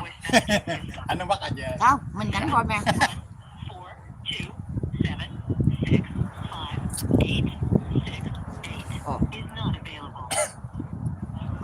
Anh Văn. Tại vì có người mới hỏi em á, thì em có nói á là anh là người nói cho em biết là cái lúc chào cờ có cái màn hình nó có cái cờ này nọ, thì cái đó là anh nói với em. Nhưng bây giờ người ta hỏi em thì em nói sự thật em không biết. Thì bây giờ anh có thể trả lời cho người ta dùng cho em được không? Em đang trực tiếp á anh Văn ơi. Em là phố California TV, em đang trực tiếp á, anh Văn có thể nào chia sẻ. Tại lúc đó em đang bên ngoài đó mà nghe sư thầy cầm lên về cái chuyện mà chào cờ có lá cờ Việt Nam đó, thì cái đó sự tình ra sao, anh có thể chia sẻ anh Văn. Vâng, thì cái lỗi lầm là cái người đứng lo cái phần kỹ thuật đó. Đây là câu chuyện rất là tiếc. Tôi có thể nói là rất là cảm tình với lại anh Trương Võ. Đây là một ứng viên rất là tiềm năng trong cái vai trò là ứng cử chức dân biểu của địa hạt 45. Tôi đến với cái cảm tình để mà nghe cái bài phát biểu của anh Trương Võ và tìm cách để vận động cho anh Trương Võ. Tuy nhiên, cái ban tổ chức của anh, đặc biệt là cái anh Ngô Văn Quy rất là luận thường, đã để cái truyền hình đó không. Thứ nhất là đây là cái dịp chúng tôi cũng nói lên cái quan điểm của mình. Các anh vận động trong cái trung tâm của người Việt quốc gia, tức là ngay thành phố Westminster, mà trên cái sân khấu mấy anh không có một cái lá cờ Mỹ, đừng nói chi lá cờ Việt Nam Cộng Hòa. Đó là một cái thiếu sót nghiêm trọng của ban tổ chức. Đã vậy rồi trên cái màn truyền hình thì mấy anh để hai cái màn truyền hình hiện ra hai lá cờ cộng sản, cờ đỏ sao vàng trên cái màn truyền hình. Anh Văn trên cái màn hình là hai cái dấu màu đỏ phải không anh Văn? Hai cái lá cờ cộng sản rõ ràng. Hai cái dấu màu đỏ đúng không? Hai cái vuông vuông phải không anh? Ok, hai cái đó là hai cái lá cờ cộng sản, cờ đỏ, và chỉ giữa nó có cái dấu vàng. Nó nhỏ nhưng mà nó đủ để cho mọi người thấy. Ok. Cái đó là cái khuyết điểm của ban tổ chức, tôi không nói là của Trương Võ, của cái ban kỹ thuật. Thành thử phải để ý những cái điều đó, tránh những cái rủi ro đó, tại vì chúng ta đang ở trong một cái trung tâm, thành phố Westminster là trung tâm của một cái cộng đồng người tị nạn cộng sản Việt Nam. Không thể để những cái hình tượng như vậy nó xuất hiện trong cái buổi vận động của một ứng viên mà ra tranh cử dân biểu liên bang. Đã thế rồi còn ông Ngô Văn Quy biện hộ rằng cái đó là cái cờ của ông Đào Minh Quân, nó càng lớn ngẩn như thế nào đấy đó. Nếu mà chúng ta sơ sót thì chúng ta phải chịu trách nhiệm, chứ không thể đổ lỗi rồi nói tầm bậy tầm bạ như vậy. Làm sao người ta có thể người nghe đây người ta cười chết, làm mất uy tín của ứng viên Trương Võ rất là nhiều. Đó là cái điều mà chúng tôi phản nàn, để cho hy vọng rằng anh Trương Võ sẽ nghe được câu chuyện này để điều chỉnh những nhân sự vận động cho anh ta một cách đúng mức hơn. Anh Văn, cho em xin một phút với anh Văn. Anh nói hai cái dấu vuông vuông màu đỏ trên màn hình đúng không? Khi mà cái bài mà gọi là mở một phút mặc niệm đó, thì trên cái trang YouTube đó, nó có những cái bài hát của Việt Cộng và nó có hai cái lá cờ nó thể hiện hai bên. Tuy nhiên cái đó là một sự vô tình chứ không phải là cố ý. Tôi biết là lá cờ hay là cái dấu vuông vuông anh? Hai cái lá cờ to đùng. Có cái ở chính giữa có ngôi sao vàng không anh? có ngôi sao vàng luôn. Thành thử làm ơn coi lại những cái video quay cái lúc mà gọi là 1 phút mặc niệm đó. Cái đó để em coi bên anh Vũ Hoàng Lân coi. Tại lúc đó em đang ở bên ngoài. Cái lúc mà cái lúc mà hát 1 phút mặc niệm đó, phía bên cánh tay phải có những cái bài mà của nhạc ở trong nước nó tung lên thì nó sẽ mang theo lá cờ trong nước luôn, phải không? Nó gọi là những bài ca buồn rồi vậy, những bài ca cho những người liệt sĩ rồi đó, phải không? Dạ. Đó là cái điều mà rất là sơ sót. Dạ. Tôi nghĩ rằng anh Trương Võ cần phải điều chỉnh cái những nhân sự trong cái ban tổ chức của mình, chứ không để những cái chuyện này rủi ro nó xảy ra như vậy thì anh sẽ bị mất đi những cái điểm. Anh nếu mà không muốn nói là bị điểm xấu vì những cái sơ sót của những người tổ chức như vậy. Dạ. Cái lá cờ, anh Văn ơi, cho em xin 1 phút nha. Lá cờ đó thì em hoàn toàn em không biết cái lá cờ đó, nhưng mà theo em biết, em quay cái show nhiều lần đó, thì em biết là cái màn hình ở đây bị hư, lúc nào cũng có 2 cái dấu màu đỏ vuông vuông hết. Cả cái dấu màu đỏ vuông vuông là lúc nào, tại vì em quay cái show đây rất là nhiều lần. Thì em thấy lúc nào á. Cái này anh Văn nói, anh dạ. Văn là một người có kiến thức. Dạ, mà anh Văn hiểu biết về kỹ thuật thì anh nói anh có một sự là thận trọng, chứ không phải là, mà đó là lý do tại sao sư Minh Tánh đã lên phản đối la lớn ở cái sân khấu như vậy đó. Dạ. Mở đầu câu chuyện thì không phải sư Minh Tánh nói không có căn cứ đâu, tại vì sư Minh Tánh có chỉ cho tôi thấy cái chuyện đó. Dạ. Đó là cái điểm kia là anh muốn nói vậy để cho anh em nói với anh Trương Võ là anh Dương Võ cần phải thận trọng, bởi vì trong thành phố Westminster mình là cái trung tâm của mình cấm cờ đỏ mà. Dạ, trước mặt em là sư Minh Tánh này, em cảm ơn nha. Thì cái chuyện cái cờ đỏ thì em về em coi lại cái của mấy YouTube khác thì em coi chương trình ra sao anh. Còn cái màn hình thì em biết cái màn hình này em quay rất là nhiều đây, thì lúc cái màn hình nó bị hư lúc nào cũng có 2 cái dấu màu đỏ hết. Không cái dấu vuông vuông màu đỏ. Lá cờ khác. Dạ, cảm ơn Văn nhiều nha. Cái lá cờ nó khác. Em cứ coi lại những cái thước phim. Dạ anh Văn. Dạ, em cảm ơn Văn nhiều, chúng ta mạnh khỏe nha. Dạ, mình chào anh, dạ bye bye anh. Dạ, cảm ơn chị nhiều. Rồi, Tranh chào anh Văn nha. Cảm ơn chị nhiều nha, chúc sức khỏe chị nha. Dạ, mến chào chị. Con có biết không là không phải là 2 cái chấm đỏ, không phải là 2 cái chấm đỏ con, mà 2 cái lá cờ của Việt Cộng. It's not right. Ồ dạ sư phụ. It's not right. Lúc đó lúc nào? Nó làm cho lúc nào sư phụ? Lúc đó cái khúc nào? Mới đầu vô là chào quốc kỳ đó, nó để 2 cái lá cờ Việt Cộng. Cái này là có cái sự set up á. Bởi vậy nên sư nói là Trương Võ rồi, you have to be careful, watch out your back. Đó vậy đó, nó lợi dụng Trương Võ đó, nó làm tất nhiên lá cờ Việt Nam là ngoài hả sư phụ? 2 cái lá cờ luôn Việt Cộng. 2 cái lá cờ của Việt Cộng đó. Nói chung là như vậy đó. Communist flag. Communist flags. 2 cái lá chứ không cờ phải là sư phụ, nó không phải là 2 dấu đỏ đỏ vuông vuông. Đúng rồi, không phải đâu đỏ vuông, 2 cái lá cờ luôn. Lá cờ là người hai cái coi lại. Anh nó cũng đang phỏng vấn mà không biết. Trên cái đầu của Trương Võ đó. Dạ hả? Ủa, mình dễ sợ không? Trương Võ nói sư không, tại vì Trương Võ không có nhìn đúng rồi, Trương Võ vô tội, không có thấy. Bởi vậy nên sư mới nói lên liền. Đó là nó set up để nó gài độ cho Trương Võ đó. Nó set up nó gài độ, mà cái đó là cái điều đó. Bởi vậy lần sau thì sư nói với Trương Võ rồi, từ nay sắp tới là phải watch out your back vậy đó. Watch out your back, be careful. Tại vì nó lợi dụng, bởi vậy nó có thể xoay chuyển tình thế. Mô Phật. Dạ. Nhưng mà long time no see. Nhưng mà sư phụ nghĩ sao ông Nguyễn Ngọc Lập nói là lá cờ Việt Nam Hòa nãy giờ vị vãng rồi, bây giờ chỉ là biểu tượng thôi, không còn người ta không còn công nhận. Nghĩ sao ông Nguyễn Ngọc Lập nói gì câu nói đó? Nó dẹp nó quang bên đi cái bullshit mà anh có cái quang bên, sư không có bàn tới. Dạ. Tại vì bữa ông nói cái câu đó con chửi con gây ông quá trời luôn. Nó không có đáng. Nó không có đáng. Đó là giờ sư nói thật. Những người mà không đáng nói thì đừng nói. Tự nhiên là nãy là sư phụ thấy rõ ràng ha. Hay, trời ơi, ai cũng thấy hết. Luật sư la lên, sư la lên. Sư nói, sư chỉ cho luật sư đó. Sư lý cho luật sư kìa, 2 cái lá cờ này. Võ Đức Văn á. Đó là sư nói liền. Còn mới vừa gọi anh Võ Đức Văn nè. Dạ, ok, vậy kết thúc bữa nay thì sư phụ thấy chương trình bữa nay sao? Dạ, thì cũng so far so good á. So far so good. Nam mô A Di Đà Phật. Cảm ơn sư phụ nhiều, chúc sức khỏe mình khỏe. Mến chào sư phụ. Dạ, A Di Đà Phật, cảm ơn sư phụ.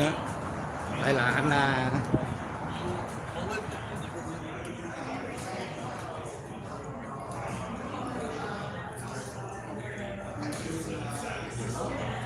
trong các ứng cử viên cộng hòa, hầu hết những ứng cử viên cộng hòa đều không muốn tiếp tục.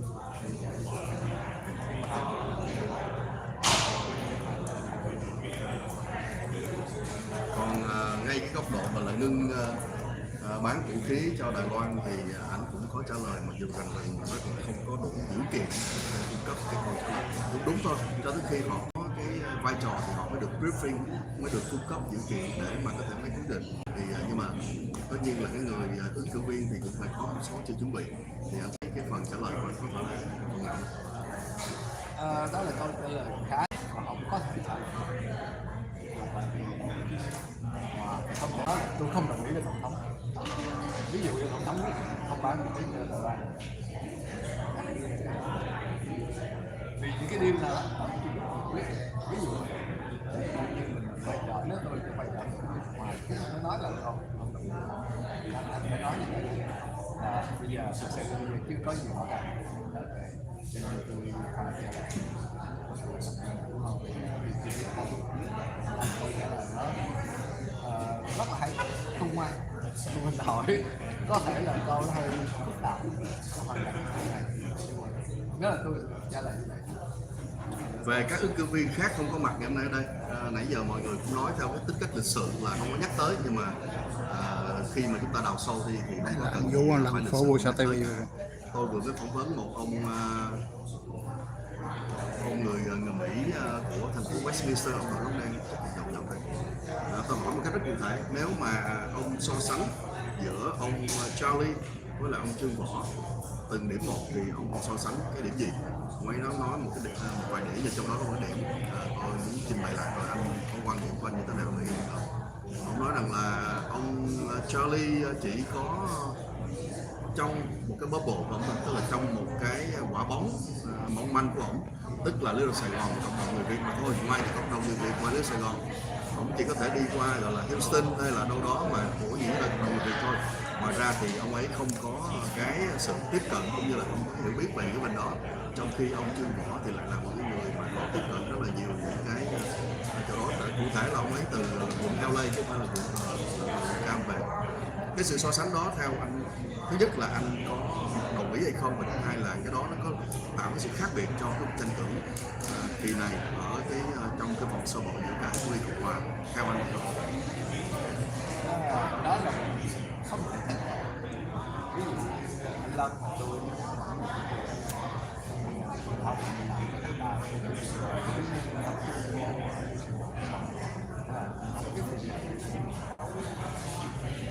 so với những người gốc mà làm cái truyền thông ở đây, thứ nhất là họ nói tiếng Anh giỏi hơn mình nhiều lắm, họ rất giao tiếp với người Mỹ, cái nghề của họ trong môi trường trên của họ cũng lớn lên và cái sự tốt bây giờ thì nó áp dụng phải ra không phải còn mình ở trong cái môi trường làm truyền thông thì cũng vậy, trong cái môi trường chứ không thôi, cho nên họ rất là đặc biệt như Sài Gòn bất lợi nếu mà chúng ta làm truyền thông ở ngoài thì những chuyên gia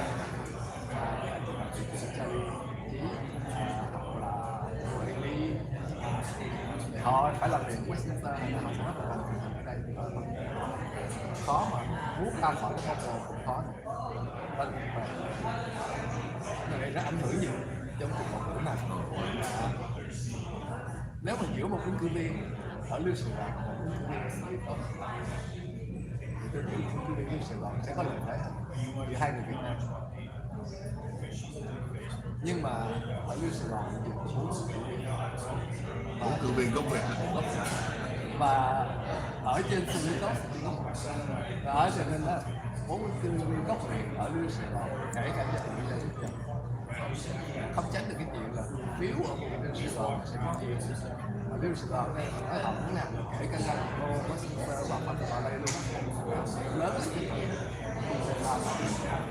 về phiếu ở 3 thành phố đó nó sẽ chia không cách cái số phiếu ở trên số số qua là được đâu là TCA có lẽ hay là để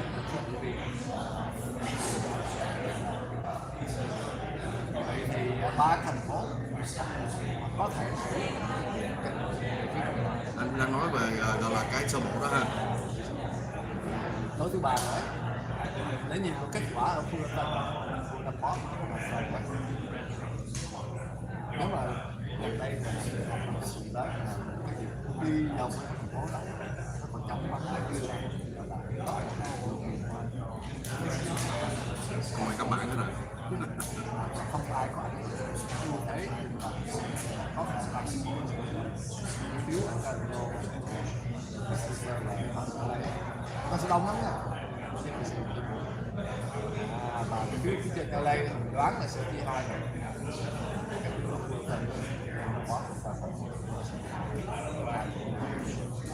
Nói về lá phiếu của cộng đồng người Việt lên Sài Gòn nói riêng và coi như là cả một cái địa hạt 45 đó nói chung, theo anh dự đoán là sẽ rơi vào tủ nào trong 4 tủ người Việt. Tôi sẽ chữ tủ cho nó gọi là dễ nghe, dễ hiểu, vui tai hơn. Nó sẽ bị chia nhưng mà bên phía dân chủ thì dân chủ ra cái chồng là hốt hết cái phần bên dân chủ thôi. và những người Việt khuynh hướng dân chủ thì họ những người Việt có khuynh hướng thoải mái thì họ sẽ chia phiếu. Không, mình giúp đấy mình không nhắc tới trong cái lần tranh cử này tại vì anh không có phải tranh cử ai cả. Nhưng mà vẫn lấy phiếu để các phần còn lại sẽ đi vào đâu đưa Sài Gòn nó hỏi người ta sẽ thắng nếu mà ba thành phố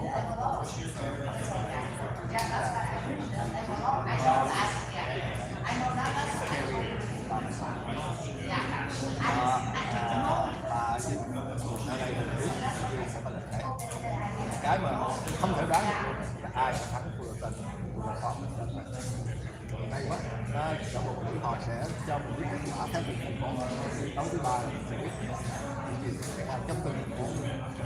Yếu tố ông Tom Võ là một doanh nhân rất quen thuộc trong cộng đồng người Việt, nhất là những người bán nhà, thì yếu tố đó sẽ làm một phần nào ảnh hưởng tới lá phiếu trong tay của ông Charlie.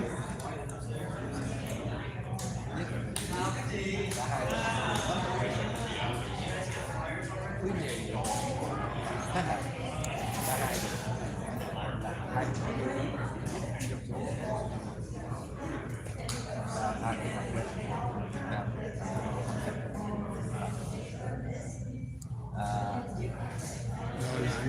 Anh Quang đang phỏng vấn anh Phó Chủ tịch Hội Cali. lên đó không thấy các bạn nào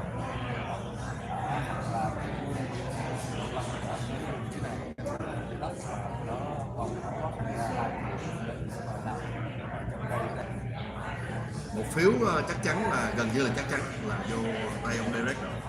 Một phiếu còn lại theo nếu mà anh võ đoán thì anh sẽ đoán là ai sẽ giữ phiếu này. Đúng rồi. Mình chỉ biết cái này theo tất cả những cái có một phiếu thú mỗi một ngày cái phiếu của đây ra hồi nãy cái tài người ta nhận phiếu vô mà chưa biết là bỏ cho ai. Có hai điều interesting. Thứ nhất là những người cử tri Cộng hòa hiện giờ đông hơn cử tri phiếu này đông hơn không nhiều, khoảng chừng 18 đến 17 ngàn. Là vì mình thấy rõ 5 cử tri, 5 ứng cử viên. Cộng hòa là cử tri. Thứ nhì là trong những người đã đợi phiếu vô rất tính phải sắc bậc. Người Á Châu thì đông nhất, đông hơn người sẽ trắng luôn. Lần đầu tiên trong cái này dân Á Châu là thì cả năm người đều để là đóng góp vào cái sức mạnh có 5 đầu tiên người Á Châu mình nổi phiếu cao hơn và cái trend này ngày nào nó cũng như vậy cho nên đến ngày bầu cử luôn sau cùng luôn có là cái Á Châu. Nhưng mà có một cái mặt đường nữa là những người trên 65 nếu mình xét lên người phiếu vô cái số người trên 65 đông tất cả đừng có người và những ứng cử viên cao niên Ai sẽ là người số 2 để mà cùng vào với ông Derek vào vòng 2? cho tới nay vẫn phải là một cái ẩn số mà chúng ta phải đợi tới đúng ngày 2 tháng 6 thì mới có thể có kết quả. Tôi sẽ tiếp tục theo dõi, sẽ nói về cái việc đó vào trong cái đêm đó. Hẹn gặp anh đến đâu đó trong đêm đó. Và nếu mà khán giả nào chưa nói về phía cô thì bây giờ lúc mà rồi, cảm ơn anh Bình rất nhiều. Bây giờ thì Anh Bình, em xin hỏi một câu hỏi đó anh Bình. Đây là anh Kim Bình, là phó chủ tịch cộng đồng Nam Cali bà con. Ảnh là cũng là nhân vật rất là nổi tiếng trên TV, cũng là phó chủ tịch cộng đồng Nam Cali. Đó anh Bình cho xin hỏi một câu anh Bình. Tại vì hồi nãy nghe nói lúc mà chào cờ thì kia nọ có cờ Việt Nam thì kia nọ, thì lúc đó tại vì bên ngoài em không thấy. Lúc đó thì anh Bình ở bên trong anh Bình thấy sơ tình gia xanh, mình có thể chia sẻ anh Bình. Nói cho thật là công bằng với ban tổ chức, cái người mà mở ra, tại vì họ dùng cái YouTube, cái clip trên YouTube, dạ, thì đây là cái chi tiết mà ít người biết. Dạ. Cái bài hát mà mặc niệm á, bài đó nó cái tên chính thức của nó là Hồn Thử Sĩ. Một khúc mặc niệm á. Cái nhạc mà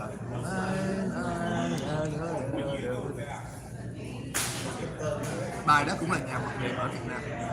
Nếu mà khán giả nào có dự cái lễ tưởng niệm nào ở Việt Nam hiện giờ 675, dạ, nó cũng là nhạc mặc niệm luôn. Dạ. Cho nên đến lúc mà cái người đó đánh vô cái bài Hồn Thử Sĩ, dạ, nhạc mặc niệm, dạ, thì nó hiện lên muôn ngàn cái clip. Nó cái list á. Dạ. Ở ngoài này cũng như ở trong nước. Dạ, đúng rồi. Thành ra người ta play cái clip đó thì YouTube tự động nó đưa một số những cái clip mà có nhạc mặc niệm kế bên luôn. Dạ. Lúc nào vậy, nó giống như cái đề cùng cái đề tài đó thì nó để kế bên. Dạ. Thì trong số những cái clip mà nó để lên đó, nó mới comment ở kế bên đó, nó có 2 cái clip nó có hình đó. Thành ra thì cái người nào mà đó họ có thể không nhìn thấy được cái 2 cái, nó có 2 cái nó góc thôi. Dạ. Thì có thể cái người đó họ không có để ý. Dạ. Thành ra mà ban tổ chức không ngưng kịp. Dạ. Cho nên chắc chắn là cái người đó không cố ý làm. Dạ. Nhưng mà người đó có thể là có một cái sơ sót rất là nặng, đó là vì họ nhìn thấy cái đó mà họ không có chịu minimize cái việc này, thành ra nó hiện lên trên màn ảnh. Cái đó theo như anh nổi tiếng, anh cũng là nổi tiếng trên truyền hình TV, thì anh nghĩ cái đó là sơ suất kỹ thuật ha, chứ không phải là cố ý. Không, mình không, mình chỉ cho người ta cái benefit of the doubt, thì tôi nghĩ đó là một sơ suất kỹ thuật. Dạ. Chứ mình cũng không có khoan là mình không nên kết luận nói là người ta cố tình, để không ai làm chuyện đó. Nếu mà anh có lời khuyên với ban tổ chức là sau này kia cái nọ rồi thì anh sẽ khuyên người ta sách trước hay là sao anh hả? Đúng rồi. Dạ, mình ai cũng bị lỡ thì đáng lẽ là nên chuẩn bị trước cái clip đó hiện lên, rồi nếu mà thấy hình đó thì thôi mình kiếm cái clip khác. Mình cứ nhấn hồi cái nó xóa cái đó đi. Còn không thì mình nhấn cái nút mà maximize window á, dạ, nó bự lên, dạ, nó che hết mấy cái kia thôi. Dạ. Theo em biết lại cái anh nhỏ này là ảnh là chỉnh máy nè, chắc có thể là còn nhỏ xíu nè. Như vậy thì tội nghiệp cậu lắm, cậu dạ, đó không phải người Việt Nam. Dạ. Có thể là nó sẽ không hiểu gì này kia nọ nhiều. Thông cảm cho cậu đó, dạ, chắc chắn cậu đó nhỏ thì Hàn Quốc. Dạ đúng rồi. Em cảm ơn Bình nhiều, chúc anh Bình thản nha. Đó là phó chủ tịch cộng đồng Nam Cali, cũng là nổi tiếng trên TV không ạ. Cảm ơn anh chị. Mến chào anh chị. Đó là anh Kim Bình rồi. Rồi, chương trình em vậy đi. Facebook không có được sao, TV, YouTube đi nó soạn TV, YouTube không có được, Facebook không có được sao. Chương trình em là vậy đây mà con. Vậy Facebook không có được sao TV. Cảm ơn anh Mạnh Thường Quân đã tài trợ phóng sự bên đây. Đây là chị là cũng là bên cộng đồng bên thành viên nổi tiếng bên cộng đồng, bà con bên chủ tịch cộng đồng là chị Hạnh, là vợ của anh Kim Bình rất là nổi tiếng ở Nam Cali về TV, và cũng là phó chủ tịch cộng đồng Nam Cali bà con. Thì chương trình đó là sự kiện của các ứng cử viên kêu bằng là tranh luận nhau bà con. Nhưng mà bữa nay tình hình là chỉ có một cái ứng cử viên là trưng võ tới thôi. Thì các ứng cử viên kia thì bị gì thì mình không biết đó bà con. Thì nó tóm là vậy đi, bữa nay bà con tới cũng rất đông. Chương trình em chấm dứt, còn có gì bà con ủng hộ Facebook Phố TV, YouTube Lý Sòn TV, YouTube Người Việt TV, YouTube Người Việt Cali TV số 9, YouTube Lý Sòn Cali TV, YouTube Lý Sòn Cali TV số 9, YouTube Facebook Phố TV. Thì chương trình em chấm dứt, có gì bà con ủng hộ mà con. Cảm ơn hết mạnh thường quân đã tài trợ của phóng sự bên này. Cảm ơn Tony Kosola USA người tài trợ của phóng sự bên này. Cảm ơn chị Mai Lê Trình Nhận, Mai Lê Yuri người tài trợ của phóng sự bên này. Cảm ơn bác sĩ Trinh Xuân Nguyễn Dũng nhà chị ca sĩ Minh Thanh Trúc nhiều tài trợ phóng sự bên này. Cảm ơn hệ thống trợ Lucky nhiều tài trợ phóng sự bên này. Cảm ơn anh bác sĩ Trinh Xuân Nguyễn Dũng nhà chị ca sĩ Minh Thanh Trúc nhiều tài trợ của phóng sự bên này. Cảm ơn chị Ca Thi Thanh Ly Yến nhiều tài trợ phóng sự bên này. Cảm ơn hệ thống trợ Lucky nhiều tài trợ phóng sự bên này. Cảm ơn anh Jimmy Tân nhiều tài giúp đỡ lâu này. Cảm ơn bạn Facebook Thái Thiện Nga nhiều tài trợ của phóng sự bên này. Cảm ơn hết bà con đã giúp đỡ em lâu nay nha bà con. Thì chương trình em tới đây là chấm dứt, có gì bà con ủng hộ bà con. Thì bữa nay là ngày 27 tháng 5 2006 năm Cali. Facebook Phố Cali TV, YouTube Lý Đô Sòn Cali TV, YouTube Người Việt Cali TV, YouTube Người Việt Cali TV số 9, YouTube Phố Cali TV số 99, YouTube Phố Cali TV số 22, YouTube Phố Cali TV số 9, YouTube Lý Đô Sòn Cali TV. Cảm ơn Quốc Thái, chị Hoàng một huyện California karaoke nhiều tài trợ của số bên này. Cảm ơn anh Mai Dũng Trà của em Home Improvement nhiều tài trợ của số bên này. Cảm ơn Suka cho BT6 thành phố Gan Go nhiều tài trợ của số bên này. Cảm ơn sư phụ vô Tăng Thế Bình Đánh nhiều giúp đỡ lâu này. Cảm ơn mục sư David Alexander David Bình nhiều giúp đỡ lâu này. Cảm ơn cho luật sư Bùi Kim Thanh nhiều giúp đỡ lâu này. Cảm ơn bạn Facebook Thái Thiện Nga nhiều tài trợ của số bên này. Cảm ơn hết bà con đã ủng hộ em và chương trình em vậy đi. Cảm ơn cô An Nguyễn Kim Duy nhiều tài trợ của số này. Cảm ơn hệ thống trợ Lucky nhiều tài trợ của số này. Rồi chương trình em vậy còn có gì bà con ủng hộ mà con. Facebook Phố Cali TV, YouTube Phố Cali TV số 99, YouTube Phố Cali TV số 22, YouTube Phố Cali TV số 9, YouTube Người Việt Cali TV, YouTube Người Việt Cali TV số 9, YouTube Lý Đô Sòn Cali TV, YouTube Lý Đô Sòn Cali TV số 9, YouTube Phố Cali TV số 22, YouTube Phố Cali TV số 5, YouTube Phố Cali số 8. Giờ chương trình em vậy, cảm ơn hết bà con đã ủng hộ em. Thank you. Cảm ơn Suka Chubiti Shop thành phố Gan Go nhiều tài trợ của phóng sự bữa nay. Cảm ơn anh nhạc sĩ thần nghệ chị Mỹ Linh nhiều tài trợ của phóng sự bữa nay. Cảm ơn anh Tuấn Quỳnh, ca sĩ Tuấn Quỳnh nhiều tài trợ của phóng sự bữa nay. Ca sĩ Tuấn Quỳnh sắp mở cái show rất là lớn ở Nam Cali mà con. Toàn là ca sĩ nổi tiếng không mà con vô Facebook Tuấn Quỳnh không mà con. Rồi chương trình em vậy đi. Cảm ơn anh Nguyễn Hùng bữa nay tặng em một cái pin 10.000 cái trọng lượng 10.000 bà con. Nhưng mà cảm ơn anh nhiều nha, xin lỗi anh tại vì em có nhiều cái loại 20.000 lắm rồi. Cảm ơn anh nhiều mà đó là tấm lòng tốt anh tặng em rất là nhiều món đồ của bà con. Thì chương trình em vậy đi. Facebook có cái Luan TV bà con. Rồi chương trình em chấm dứt có gì bà con ủng hộ bà con. Cảm ơn hết mạnh thường quân đã tài trợ con số này. Facebook có cái Luan TV. YouTube đó là lễ ngày tranh luận của các ứng cử viên của địa hạt 45 ở Nam Cali bà con.